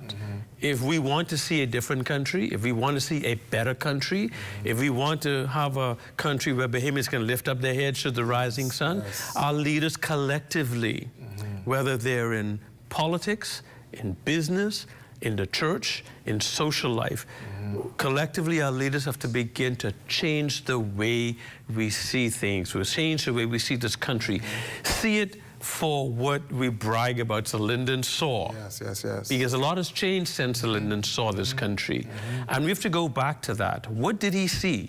What did our forefathers see? What was all the fussing and the fighting about? What was, you know, I told someone this morning at our breakfast, and we were just talking about how we got here and how the labor unions helped to shape the new Bahamas and modern Bahamas, how the labor unions created the middle class. Well, okay, 52 years later, what's one of our greatest challenges? The erosion of the middle class, right?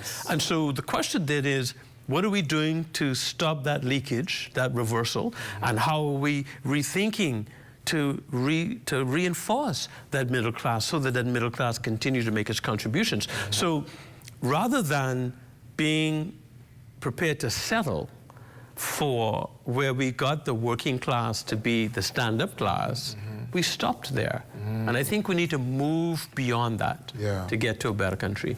I think to move beyond that, we have to move beyond the tribalistic approach to management of our nation. Do you believe that we are mature enough yet to move beyond the three, how much ever parties come up every now and again, to I want a better nation, one, and then two, do you think that if the voting population is prepared to move beyond that? Maturity, yes. I think there's a different, well, some of us have not matured to that level yet, and others who are mature are very indifferent. And so we play this balance between maturity and indifference. I think the level of indifference is very high. I think, though, what we are beginning to see today is the intolerance for what was. Yes. Most of the voting population today could care less about party affiliation. You saw in the last election, we saw it, we had a low voter turnout. We were stunned by the low voter turnout. I think in this, as we continue to move toward the next one, we'll see where Bahamians are simply saying, I'm not interested in tribal politics. Yes. I want to understand what your plan is to grow the country and keep it on a motion forward. I'm not interested because my Grammy voted for you. I could care less that my mom voted for you. Tell me what it is that you're willing to do to have this country on a sustainable path upward. And so I think our level of indifference is part of our challenge, and then the truth is some of us are just simply stuck in the past and not prepared to move forward. As we bring this conversation to a close, Mr. B, if you had the opportunity to gather every political, spiritual, business leader into one room and deliver a charge for where we go from here, what would you say to them? I would say to the church, do your job. Preach the gospel and disciple the people. Yes. That's your job. Do that. I would say to the business community, we have been separated for far too long in our objectives, and we're not working as synergistically and as powerful as we have the resources to work. There's still this great divide in our corporate community. I would say that we need to work more synergistically in support of the political and the policy levels to ensure that the country is actually doing the right things that will spur investment opportunities and engagement opportunities from an economic standpoint for both Bahamians and to encourage and attract foreign direct investment, which we need. To the political divide, I would encourage them, earnestly encourage them, to give serious thought to really the value of the role that you've accepted. And part of that is to grow this country. Part of that is to put this country on a path upward. That's what our coat of arms, that's what all of our, you read it, we see it. That's what the national anthem suggests and supports.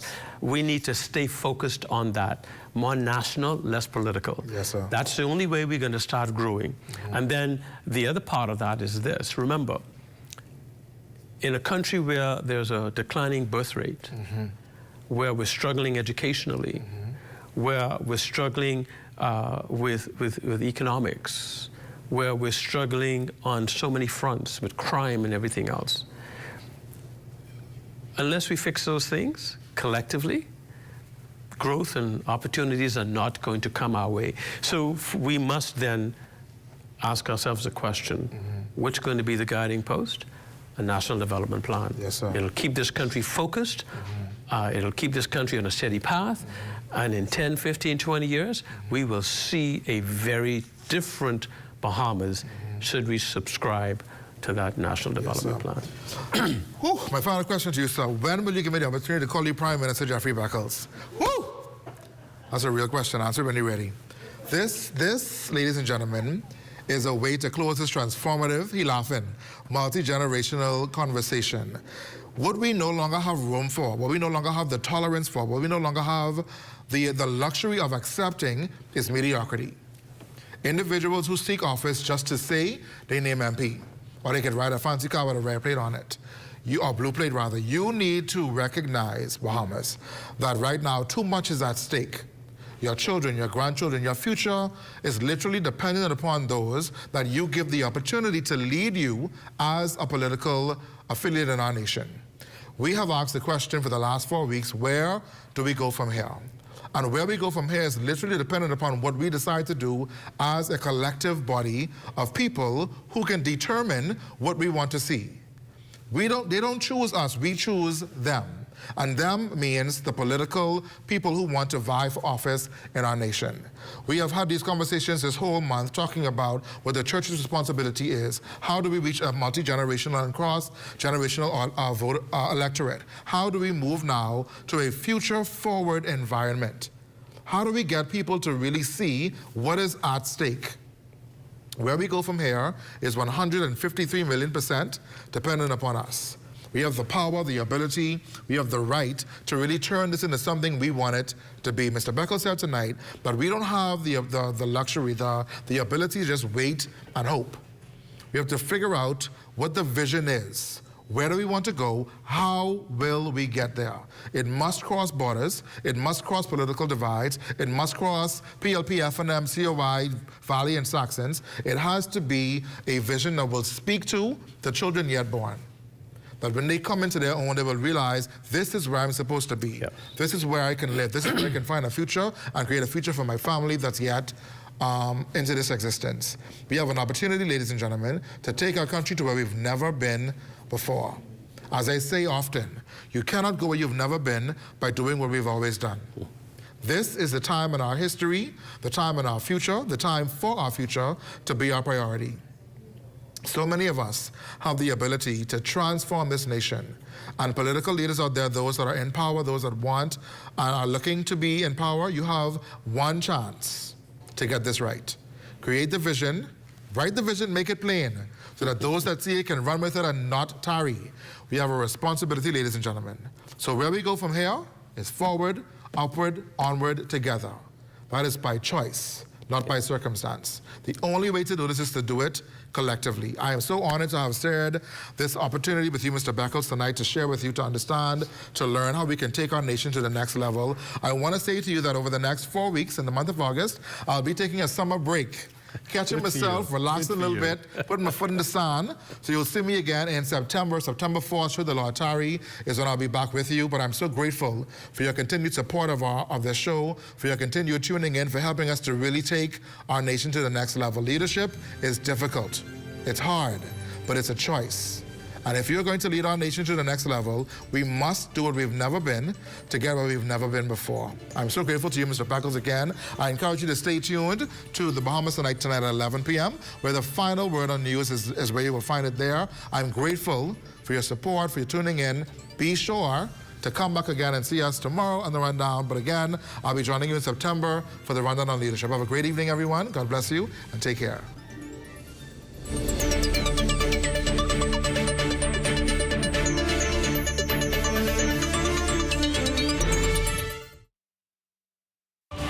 Montague, I'm Opal Roach.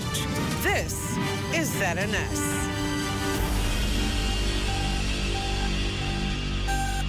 It's time for Focus Forward, sponsored by Invest Grand Bahama.